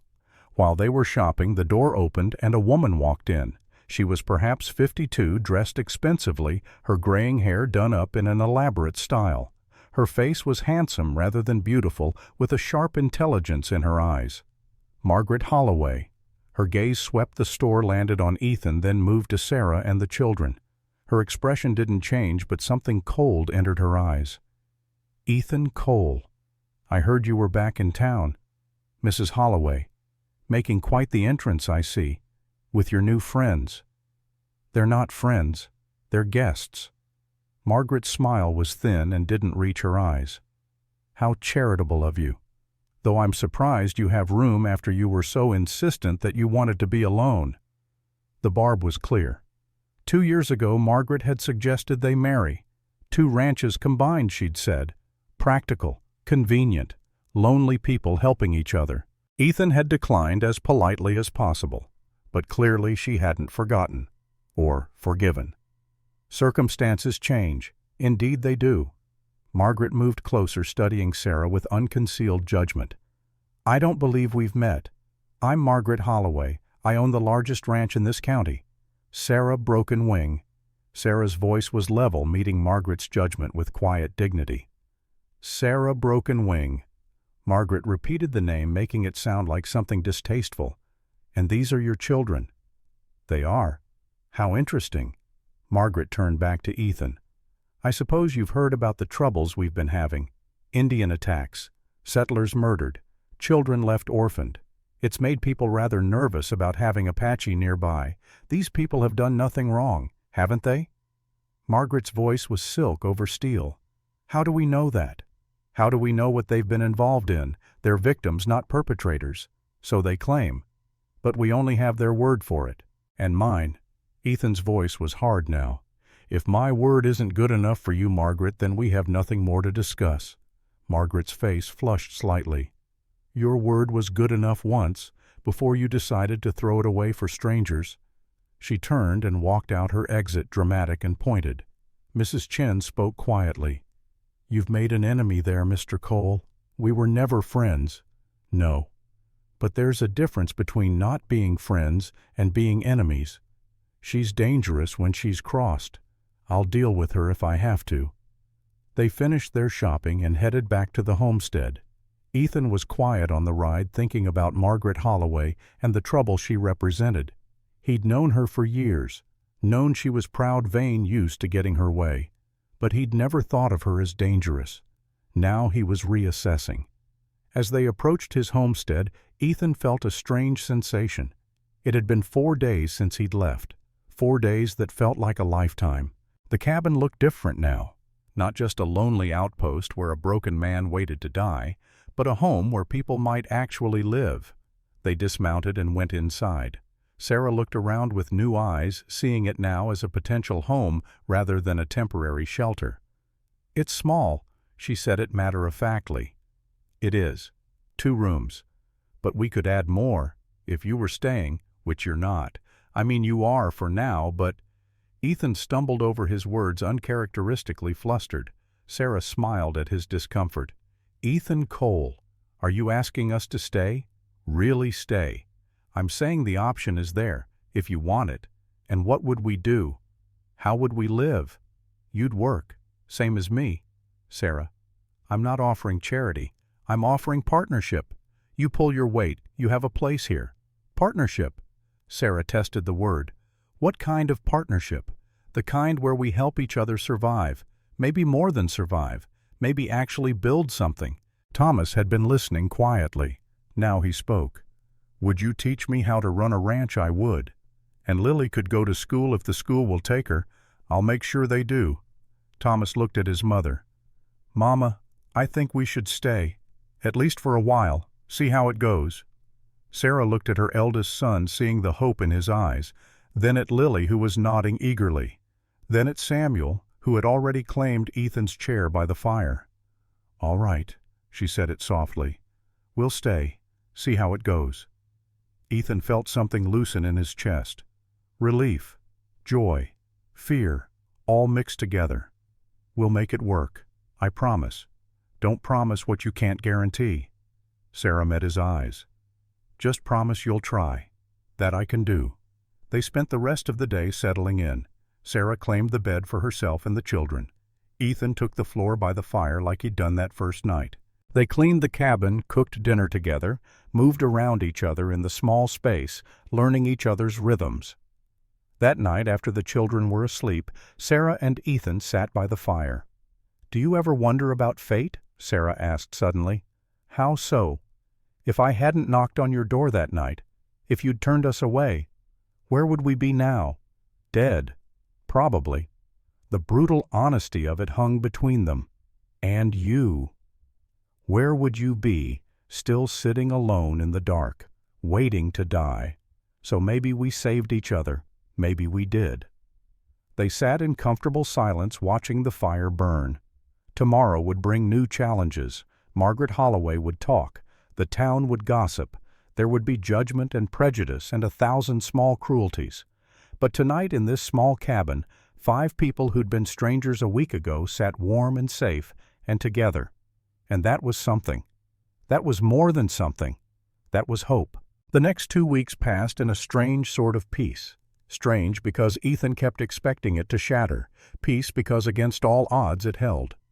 Sarah and the children settled into the homestead like they'd always been there. Sarah took over the cooking, and Ethan discovered that meals could be more than just fuel. She knew herbs and spices, knew how to turn simple ingredients into something that made the cabin smell like a home. Thomas worked alongside Ethan every day, learning to mend fences, care for the horses, split wood. The boy was strong and quick to learn, never complaining about the hard work or the cold. Lily helped her mother with the indoor chores, but what she really loved were the animals. She had a gift with them, Ethan discovered. The horses gentled under her hands. The chickens followed her around the yard. Even the barn cat, which had been half wild, started sleeping on her lap. And Samuel. Samuel attached himself to Ethan like a small shadow. Wherever Ethan went, Samuel wanted to go too. The boy was too young for most ranch work, but he helped in his own way, holding nails while Ethan hammered, feeding the chickens, talking constantly about everything he saw and thought and wondered. It reminded Ethan so much of Emma that sometimes it hurt to breathe. But it was a different kind of hurt than before. Not the sharp, tearing grief of loss. Something gentler, the ache of remembering love instead of just loss. At night, after the children were asleep, Ethan and Sarah would sit by the fire and talk. They talked about their pasts, their losses, their hopes for the future. Sarah told him about James, about their life together, about the man who'd loved her and taught their children to be strong and kind. Ethan told her about Catherine and Emma, about the fever that had taken them, about the 3 years of emptiness that had followed. He told her about the Irish family he'd turned away, about the guilt that had haunted him ever since. And slowly, carefully, they began to build something between them. Not quite friendship, not quite romance. Something that existed in the space between full of possibility and caution. But outside the homestead, storm clouds were gathering. The town had indeed talked. Word had spread that Ethan Cole was harboring an Apache family. Most people were simply curious or mildly disapproving, but some were angry, and Margaret Holloway was fanning those flames. Ethan heard about it from Mrs. Chen when he rode into town for supplies 2 weeks after their arrival. "She's been talking, Mr. Cole. At church, at the ladies' social, anywhere people will listen. Says you're putting the whole community at risk. Says that woman could be a spy, that the children could grow up to be raiders. She's even suggesting there's something improper going on between you two, Mrs." Chen's face was disapproving as she repeated the gossip. People listening. Some are, some aren't. But she's calling for a town meeting, says the community needs to discuss the Indian problem. Her words, not mine. When's the meeting tomorrow night? At the church. Reverend Whitmore agreed to host it, though between you and me, I don't think he's happy about it. Ethan loaded his supplies in silence, his jaw tight. "You going to attend?" Mrs. Chen asked. "Wouldn't miss it." That evening, Ethan told Sarah about the meeting. She took the news with her usual quiet dignity, but he could see the fear in her eyes. "They want us gone. They want to talk. Let them talk. We'll let the truth speak for itself. The truth doesn't always win, Ethan, not when people are afraid. Then we'll make them less afraid." Thomas, who'd been listening, spoke up. "Maybe we should leave, before this gets worse." "No." Both Ethan and Sarah said it simultaneously. They looked at each other and something passed between them. Understanding. Determination. Sarah continued, "We've run enough. If we run now, we'll be running forever. It's time to stand." The next evening they all rode into town together. Ethan, Sarah, Thomas, Lily, and Samuel. They arrived at the church just as the meeting was beginning. Every head turned as they walked in. The church was packed. 40, maybe 50 people. Farmers and ranchers and shopkeepers. The faces Ethan had known for years. Some friendly, some neutral, some openly hostile. Reverend Joshua Whitmore stood at the front, a tall man in his late 50s with white hair and gentle eyes. He nodded at Ethan as they entered, a small gesture of support. Margaret Holloway sat in the front row dressed in her finest clothes, looking like a queen holding court. When she saw them enter, her eyes narrowed, but her smile widened. "How good of you to join us, Mr. Cole. And you've brought your guests. How democratic." The sarcasm in her voice was barely concealed. They sat in the back row, Sarah holding Samuel on her lap, the other children pressed close. Ethan could feel their fear, but they held their heads high. Dignity in the face of judgment. Reverend Whitmore called the meeting to order. "Friends, we've gathered tonight to discuss a matter of community concern. Mrs. Holloway has requested this meeting, so I'll let her speak first." Margaret stood turning to face the crowd with practiced ease. "Thank you, Reverend. Friends and neighbors, I'll be brief. 3 weeks ago, Ethan Cole brought into our midst an Apache woman and her 3 children. Now I'm a Christian woman. I believe in charity. I believe in helping those in need." She paused, letting the words sink in. "But I also believe in wisdom, in prudence, in protecting our own families." Her voice grew stronger, more passionate. "We've all heard about the attacks. The Watson family massacred just 3 weeks ago. 12 people dead, including 5 children. The Henderson Ranch burned to the ground. Men, women, children murdered in their sleep. Murmurs of agreement rippled through the crowd, and now in the midst of this danger, we're asked to welcome these people with open arms, to trust them, to believe they're different from the others. But how do we know that? How can we be certain they're not scouts, not spies, not waiting for the right moment to strike?" A man in the third row stood up, his face angry. "She's right. My cousin was killed in that wagon train attack. Why should we trust any Apache?" Another voice joined in. "It's not safe. What about our children?" Reverend Whitmore raised his hand for quiet. "Let's allow Mrs. Broken Wing to speak for herself." Mrs. Broken Wing. Sarah stood slowly, handing Samuel to Thomas. She walked to the front of the church, her head high despite every eye being on her. When she turned to face the crowd, her voice was clear and steady. "My name is Sarah Broken Wing. My mother was named Kathleen O'Malley. She came from Ireland when she was 16, worked as a seamstress at Fort Benton. My father was Apache, a scout for the Army. They fell in love and married, and I was born." She paused, making eye contact with people throughout the room. "I grew up at Fort Benton. I went to the mission school. I learned to read and write. I learned the Bible. I married a good man, James Running Deer. We had 3 children. We lived peacefully. We never hurt anyone." Her voice grew softer, heavy with pain. "Less than 2 weeks ago, men came to our village. They didn't ask questions. They didn't check who we were or what we'd done. They just started shooting. My husband died protecting us. I took my children and ran."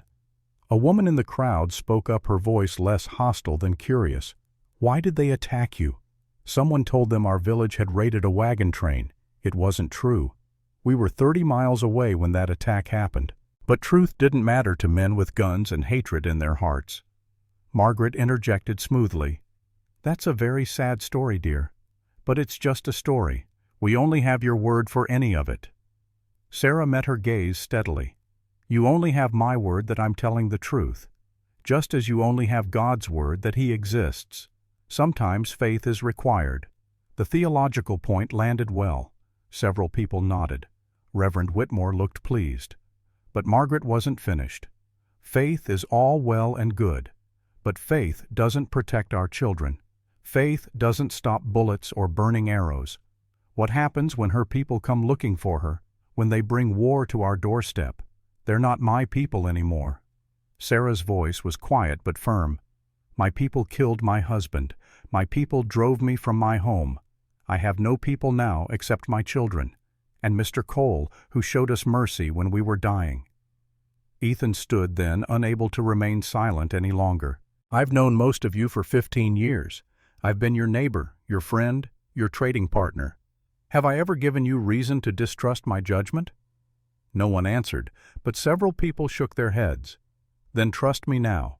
These people are no threat to you. They're victims, same as the Watson family, same as anyone else who's suffered in this conflict." Margaret turned to face him, her voice sharp. "How very noble of you, Ethan. But tell me, are you thinking with your head or with something else?" The implication was clear. "Ugly." Several people gasped. "Careful, Margaret." Ethan's voice was dangerous now.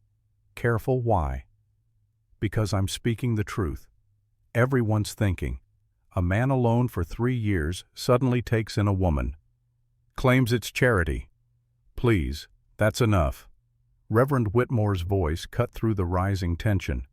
Mrs. Holloway, you will not turn this into personal attacks. I'm simply asking the questions everyone else is too polite to ask. What exactly is the nature of Mr. Cole's relationship with this woman? She's under my protection. That's the nature of it. For how long? As long as she needs. Margaret smiled a cold, calculating smile.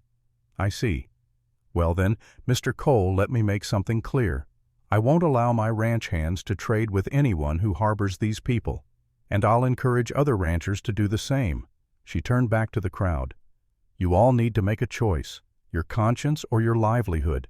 Support Mr. Cole's charity project or do business with the Holloway Ranch. You can't do both. The threat landed like a physical blow. Margaret Holloway owned the largest ranch in the county. She employed 30 men. She bought and sold more cattle than anyone else in the territory. Cutting off trade with her would be financially devastating for many families. Deputy Morrison stood up from his seat in the middle. Mrs. Holloway, that sounds an awful lot like coercion. It's called free association, deputy. I'm free to choose who I do business with, same as anyone. Morrison looked uncomfortable but didn't argue further. Mrs. Chen stood up, then her small frame rigid with anger. I will trade with Mr. Cole, and I will trade with Mrs. Brokenwing. Anyone who doesn't like it can shop elsewhere. You're Chinese, Mrs. Chen. Margaret's voice was dismissive. You're hardly in a position to lecture us about who belongs and who doesn't. The casual racism silenced several people who'd been nodding along with Chen's support. The room was dividing, Ethan could see, lines being drawn. Then Reverend Whitmore spoke, his voice carrying the authority of his position. I've listened to everyone speak tonight, and I find myself thinking about a story, the story of the Good Samaritan. He looked around the room. A man lay beaten on the road. A priest passed by. A Levite passed by. But a Samaritan, a hated outsider, stopped and helped. And Jesus asked, which of these was a neighbor? Margaret started to speak, but Whitmore held up his hand. The answer, as we all know, was the one who showed mercy. Not the one who was the same race, not the one who was the same religion, the one who showed mercy. He looked at Sarah, then at Ethan. I've known Ethan Cole for 15 years. He's a good man. If he says this woman and her children are trustworthy, I believe him. And if that costs me Mrs. Holloway's business, so be it. My soul is worth more than silver. The words shifted something in the room. Not everyone, but enough. Enough that Margaret's expression darkened. So that's it then. We're just going to accept these savages into our community. They're people, Margaret. People who've suffered. People who need help. Isn't that what Christ taught us, to help those in need? Christ also taught us wisdom. And wisdom says, don't invite wolves into the henhouse. Then I suppose we'll see who's right. Whitmore turned to the congregation. This meeting is over. Everyone go home. Pray on it. Make your own decisions. But remember, we'll all answer to God for how we treat the least among us. The crowd began to disperse, people filing out in small groups, talking in low voices. Some approached Ethan and Sarah with words of support. Others avoided eye contact and hurried past. Margaret Holloway walked up to them, her face a mask of cold fury. You've made your choice, Ethan. Now live with the consequences. She swept out of the church, several families following her. When most people had left, a small group remained. Reverend Whitmore, Mrs. Chen, Deputy Morrison, and Dr. Calvin Hayes, the town doctor, a man of 60 with kind eyes. Dr. Hayes approached Sarah. Mrs. Brokenwing, I wonder if I might speak with you, professionally. Sarah looked uncertain but nodded. My son was sick last week. Fever couldn't keep food down. I tried everything in my medical bag. Nothing worked. Then Mrs. Chen mentioned you might know about herbal remedies. Sarah's expression cleared understanding. What were his symptoms exactly? Hayes described them in detail. Sarah listened carefully, then nodded. It sounds like what my people call bitter root sickness. There's a tea made from willow bark and wild ginger. It settles the stomach and reduces fever. I tried willow bark. Didn't help. Did you prepare it with cold water or hot? Hot, of course. Sarah shook her head gently. For that sickness it must be steeped in cold water overnight, then warmed gently. Hot water destroys the medicine.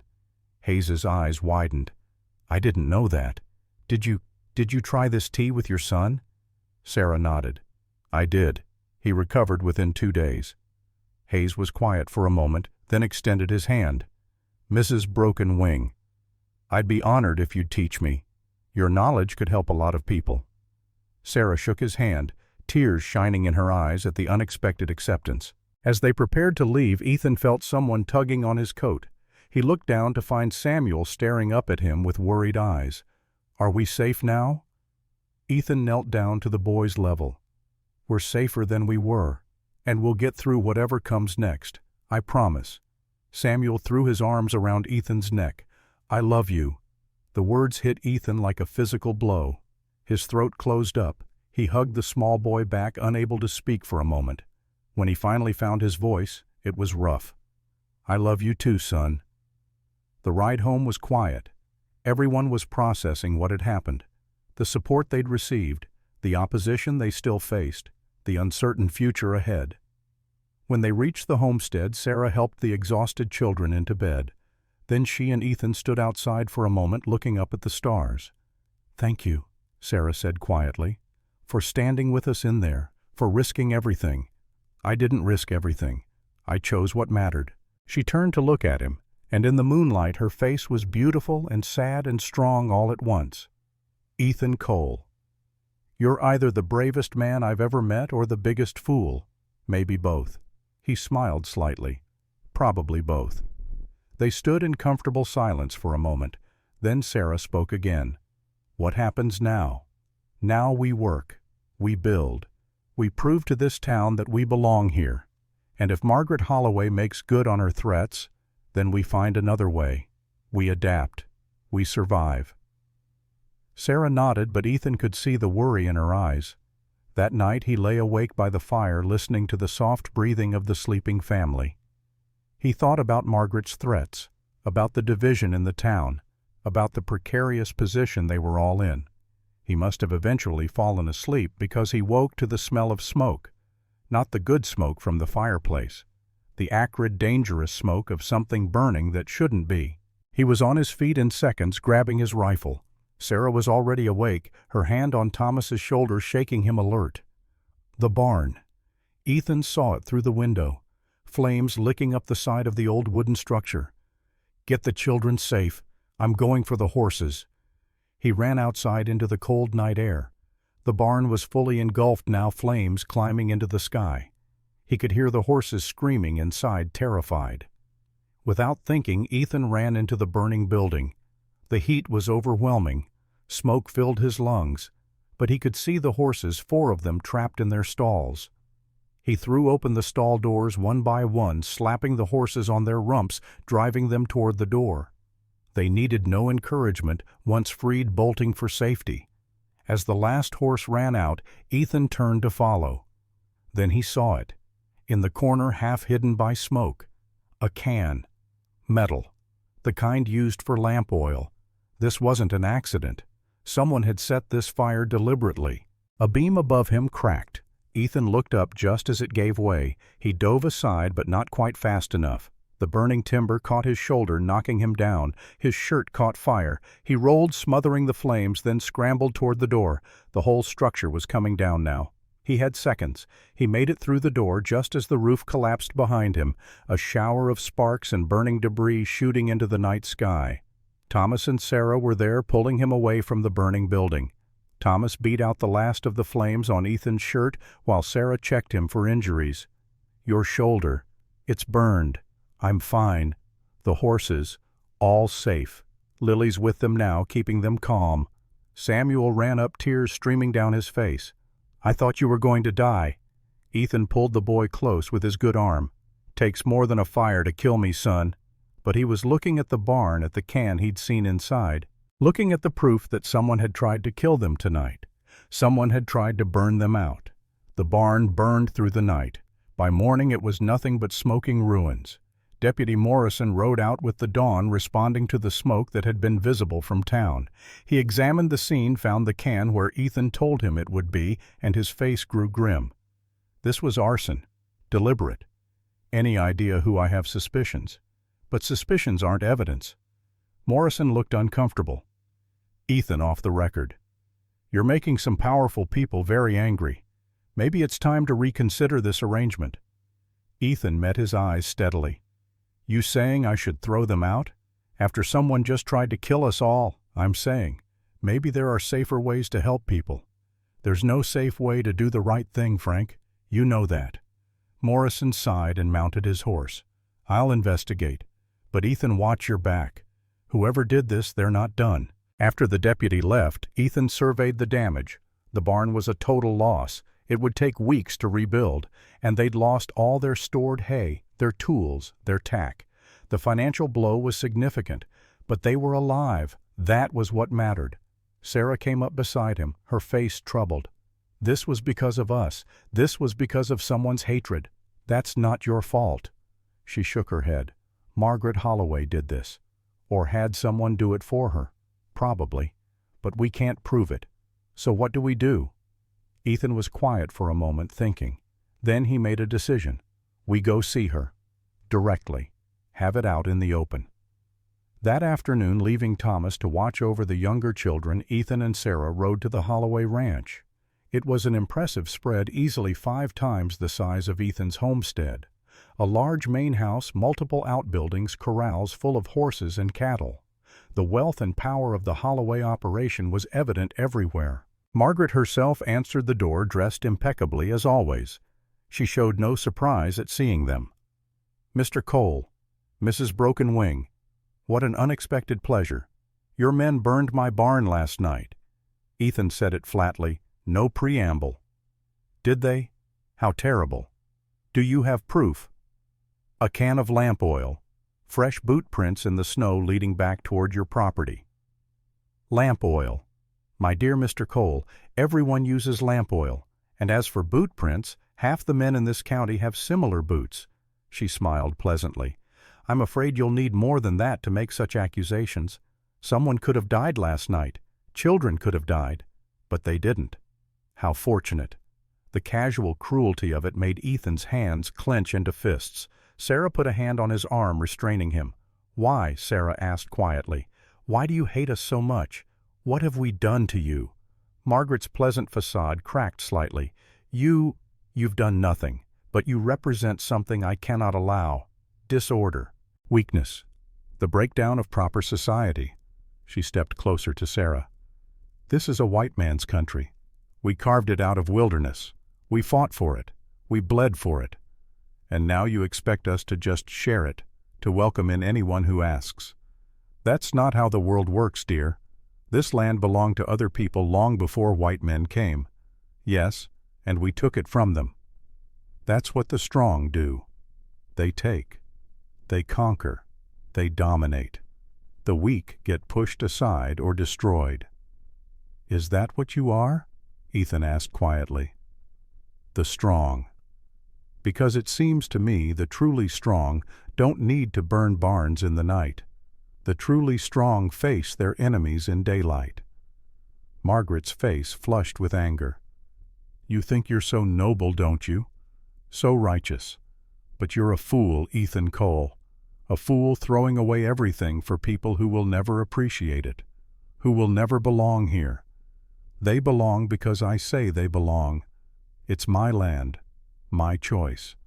For now. Margaret's voice was cold.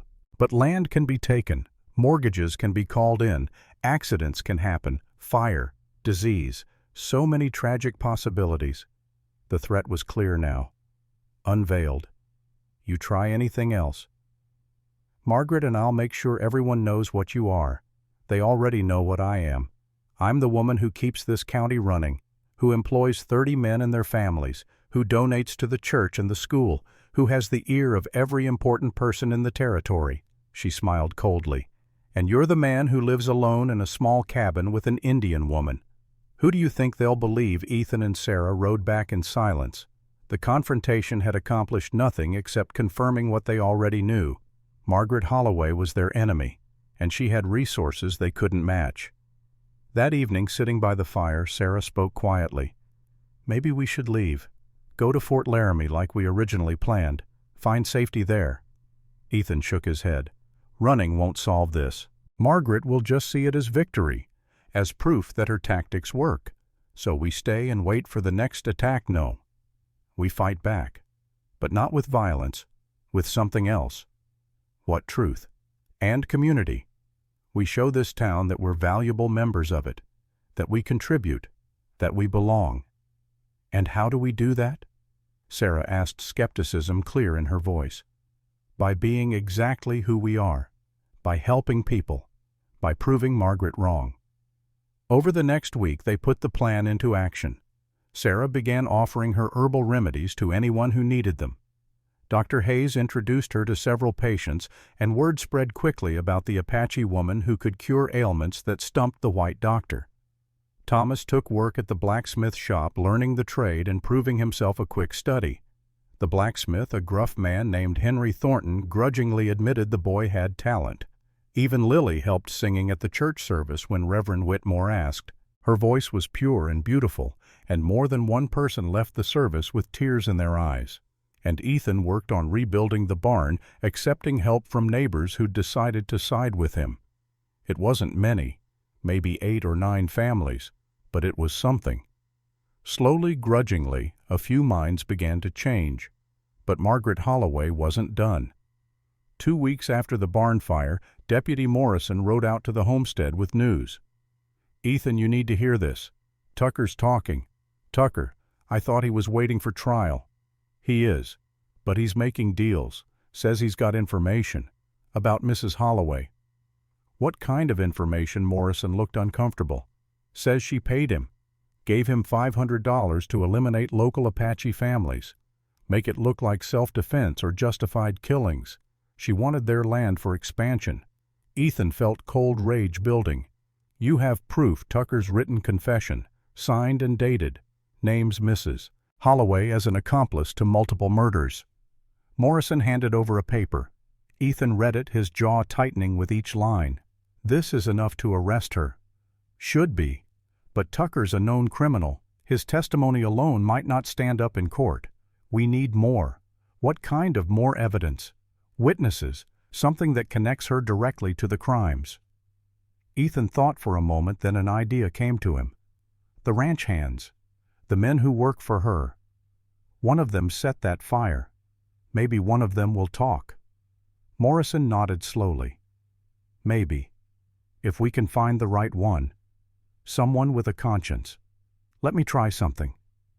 Over the next few days, Ethan quietly spoke to several of Holloway's ranch hands when they came to town. Most refused to talk, but one, a young man named Billy Garrett, seemed troubled, conflicted. Ethan found him drinking alone in the saloon one evening. "Billy, can we talk?" Billy looked up, his young face haggard. "Don't know what you want to hear, Mr. Cole. The truth. That's all. The truth can get a man killed, or it can set him free." Billy laughed bitterly. "You don't know Mrs. Holloway, what she's capable of. Then tell me. Help me stop her." Billy was quiet for a long time. Then quietly I set the fire. She ordered me to. Said if I didn't, she'd fire me and make sure I never worked in this county again. "I got a wife and a baby on the way. I need the job." His voice broke. "But I didn't know you had kids in there. I thought it was just you. I swear if I'd known about the children, I wouldn't have done it." Ethan felt anger and pity warring in his chest. "Will you testify? Tell the deputy what you just told me?" "She'll kill me. She's going down, Billy, with or without your testimony. But with it, we can end this faster. Save other people from her." Billy stared into his whiskey glass for a long moment. Then he nodded. "All right, I'll testify. But you gotta protect my family. Get them somewhere safe first. I'll talk to the deputy. We'll work something out." 2 days later, Deputy Morrison arrested Margaret Holloway. The charge was conspiracy to commit murder, arson, and attempted murder. Billy Garrett's testimony combined with Tucker's confession was enough for a warrant. The town was in shock. Margaret Holloway, pillar of the community, arrested like a common criminal. Some people refused to believe it, but others, freed from her intimidation, began to speak up. More stories emerged, more evidence of her ruthlessness. The trial was set for 2 months away. In the meantime, Margaret was released on bail, but her power was broken. Her ranch hands began leaving, unwilling to work for someone facing murder charges. Her influence in town evaporated as people distanced themselves from potential scandal. It was over. They'd won. But the victory felt hollow to Ethan, because while one battle was won, life still had to be lived, and he realized he didn't know what came next. One evening, about a week after Margaret's arrest, Reverend Whitmore came to visit. He sat in Ethan's rebuilt barn watching Ethan work on a new stall door. "Mind if I ask you a question, Ethan?" "Go ahead. What are your intentions with Mrs. Broken Wing?" Ethan's hammer slipped, nearly hitting his thumb. "My intentions? A woman and 3 children living with an unmarried man. People will talk. Unless, of course, she becomes Mrs. Cole." Ethan set down his hammer and stared at the Reverend. "You're suggesting I marry her. I'm suggesting you think about what you want, and what she needs." Whitmore stood to leave, then paused. "You've already given her protection, given her children a home, but she has no legal standing, no rights. If something happened to you, she'd have nothing. Marriage would change that." He left Ethan sitting in the barn, mind whirling. That night, Ethan couldn't sleep. He walked up to the hill where Catherine and Emma were buried. The graves were well tended now. Sarah had helped him plant flowers there in the spring. He sat between the 2 headstones and spoke to his dead wife. "I miss you, every day. But Sarah, she's not replacing you. She could never do that. She's different. She makes me feel like I can breathe again." The wind rustled through the pine trees. "I think you'd like her. I think Emma would too. They both love singing that song you used to sing." He was quiet for a long time. "I need your permission. I need to know it's okay to love again, to move on, to live." The moon broke through the clouds, illuminating the graves in silver light. It felt like an answer, like blessing. Ethan stood and walked back down the hill. He knew what he had to do. The next evening, after the children were asleep, Ethan asked Sarah to step outside with him. They walked a short distance from the cabin, far enough for privacy, but close enough to hear if the children called. "Sarah, I need to talk to you about something." "All right. You sound serious." "I am. This is about us, about the future." Sarah's expression became guarded. "What about the future? These past weeks, having you here, having the kids here, it's made this place feel like a home again. Not just a house, a home. It's felt like home to us, too. I talked to Reverend Whitmore. He pointed out that your position here is precarious. You have no legal rights. If something happened to me, you'd have nothing. I don't need legal rights, Ethan. We'll manage. But you shouldn't have to just manage. You deserve security. The children deserve security." He took a breath. "Sarah, I'm not good with words. You know that. But these weeks with you, I've felt more alive than I have in 3 years. You've given me back something I thought I'd lost forever. What's that purpose? Hope. Connection to the living world." Sarah was very still, waiting. "I talked to my wife tonight, at her grave. Told her about you, about us, asked for her permission, and I think she gave it. The moon came out right after, felt like a sign." He reached out and took Sarah's hand. "I love you, Sarah. I love your strength, your courage, your kindness. I love the way you sing to the children, the way you laugh at Thomas's bad jokes, the way you look at me like I'm worth something." Sarah's eyes were shining with tears. "I'm not asking you to replace James. I would never ask that. But I'm asking if there's room in your heart for someone new, for me." Sarah was quiet for a long moment. When she spoke, her voice was thick with emotion. "I loved James with all my heart. He was my first love, my best friend. And when he died, I thought I'd never feel whole again." Ethan's heart sank. "But then I knocked on your door. And you looked at me like I was a person, not a problem. You protected us. You fought for us. You risked everything for us. How could I not fall in love with you? Ethan's breath caught. You love me. Sarah smiled through her tears. From the moment you carried Samuel inside and wrapped him in your blanket. From the moment you taught Thomas to be brave. From the moment you stood up to the whole town for us. Yes, Ethan Cole, I love you. They stood there in the moonlight, hands clasped, hearts full. Then Ethan spoke the words he'd been building toward. Sarah Broken Wing, will you marry me? Yes. The word was simple, final, perfect. They came together slowly, carefully, like two people learning a new dance. And when they kissed, it was gentle and sweet and full of promise. A new beginning, for both of them. The wedding took place 1 month later. It was a small ceremony at the church attended by about 50 people. Most of the town had come around by then, especially after Margaret's crimes became public knowledge. Sarah wore a dress Mrs. Chen had made for her, simple white cotton with delicate embroidery. She looked beautiful. Thomas stood beside Ethan as his best man, dressed in a new suit that made him look older than his 12 years. Lily scattered flower petals. Samuel carried the rings, serious as a judge with his important duty. Reverend Whitmore performed the ceremony. When it came time for the vows, Ethan spoke from his heart. I promise to protect you, to honor you, to love your children as my own, to build a life where you feel safe and valued, and to never close my door to those in need because you taught me what true mercy looks like. Sarah's vows were equally heartfelt. I promise to stand by your side, to help you heal, to honor the memory of those you've lost while building new memories together, and to remind you every day that love doesn't replace love, it multiplies it. When Whitmore reached the part about the children, he improvised slightly. Do the children accept this union? Thomas stepped forward. My father told me, take care of your mother and siblings, be the man of the family. But I'm 12, I can't be that yet. Ethan can, he's earned it. I accept him as my stepfather. Lily spoke next.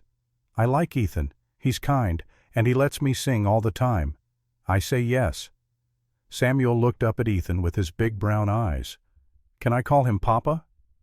Everyone laughed, the tension breaking into joy. I think that's a yes. Whitmore pronounced them husband and wife. The reception afterward was simple but joyful. People brought food. Someone had a fiddle. There was dancing and laughter. Ethan danced with Sarah for the first time, both of them awkward but happy. As the evening wore on, people approached them with congratulations and good wishes. Even Deputy Morrison came shaking Ethan's hand with genuine warmth. You did good, Ethan. Real good. Dr. Hayes pulled Sarah aside. I heard you're starting a school teaching English and Apache to anyone who wants to learn. Just a small one. But yes, knowledge builds bridges. I'd like to learn. About herbs, about healing. Would you teach me? Sarah smiled. I'd be honored. As the sun set and people began to drift home, the small family stood together outside the church. Ethan and Sarah Thomas, and Lily and Samuel. A family not by blood, but by choice. By love. By shared survival and shared hope. They went home together to the homestead that was now truly a home. 3 years passed. The homestead grew. Ethan and Thomas, working together, added 2 more rooms to the cabin, built a new barn larger than the old one, expanded the herd, planted crops. The land prospered under their care. Sarah's school became a fixture in the community. She taught reading and writing English and Apache herbal medicine and practical skills. Children from all over the county attended. Even some adults came to learn. Thomas, now 15, had grown into a tall, strong young man. He worked as a deputy under Morrison's guidance, learning law enforcement, but with a focus on justice rather than just force. He was being groomed for leadership. Lily, at 11, had become an accomplished musician. She sang at every church service and had started teaching other children to sing. Her gift with animals had also developed. She helped Dr. Hayes with treating injured livestock. Samuel, at 7, was a bundle of energy. He followed Ethan everywhere, learning ranching from the ground up. He could already ride rope and tend cattle better than some grown men. And there was a new addition to the family, a baby girl 6 months old with Ethan's dark hair and Sarah's brown eyes. They'd named her Emma after Ethan's first daughter.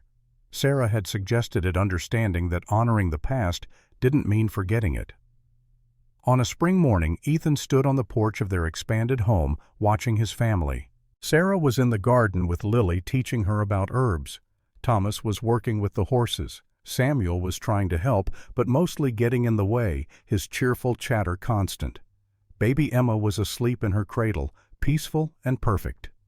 Ethan felt a hand on his shoulder and turned to see Sarah smiling at him. Happy more than I ever thought possible.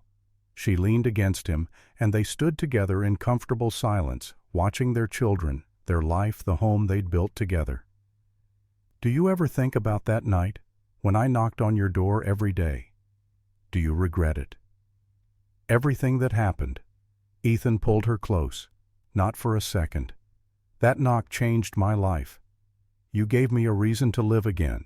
You gave us a home, a family, a future. We gave each other a second chance. They stood there as the sun climbed higher, warming the land. The homestead that had once been a lonely outpost was now full of life and love and purpose. Margaret Holloway had been found guilty at trial. She'd been sentenced to 15 years in prison for conspiracy to commit murder. Her ranch had been sold to pay legal fees and restitution. She was gone, her power broken, her threats empty. Tucker had been hanged for his crimes. Walter Hutchins, who'd died trying to help them escape, was remembered as a man who'd found his conscience too late, but at least had found it. The town had changed too. Slowly, gradually, people had begun to see Sarah and her children not as threats, but as neighbors, as friends, as valued members of the community. Prejudice hadn't disappeared. There were still those who looked sideways at the mixed family, who muttered about propriety and tradition.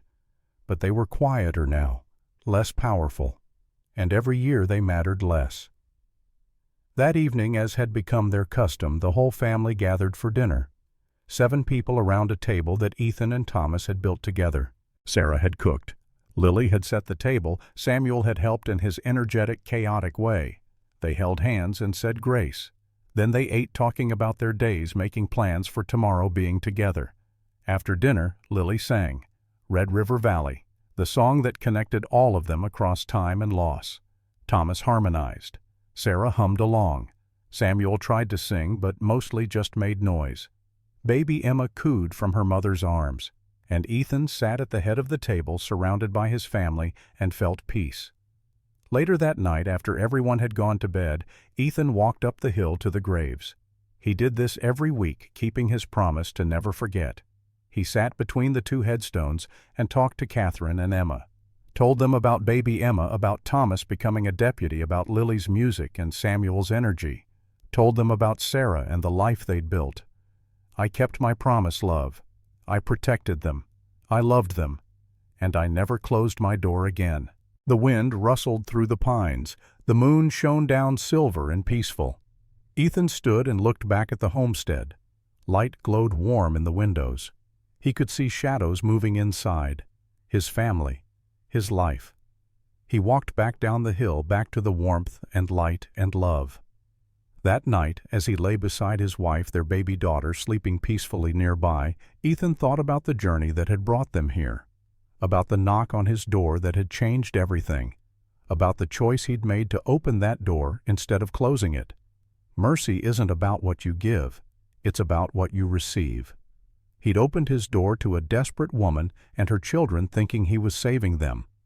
But they'd saved him, had given him back his life, his purpose, his capacity to love.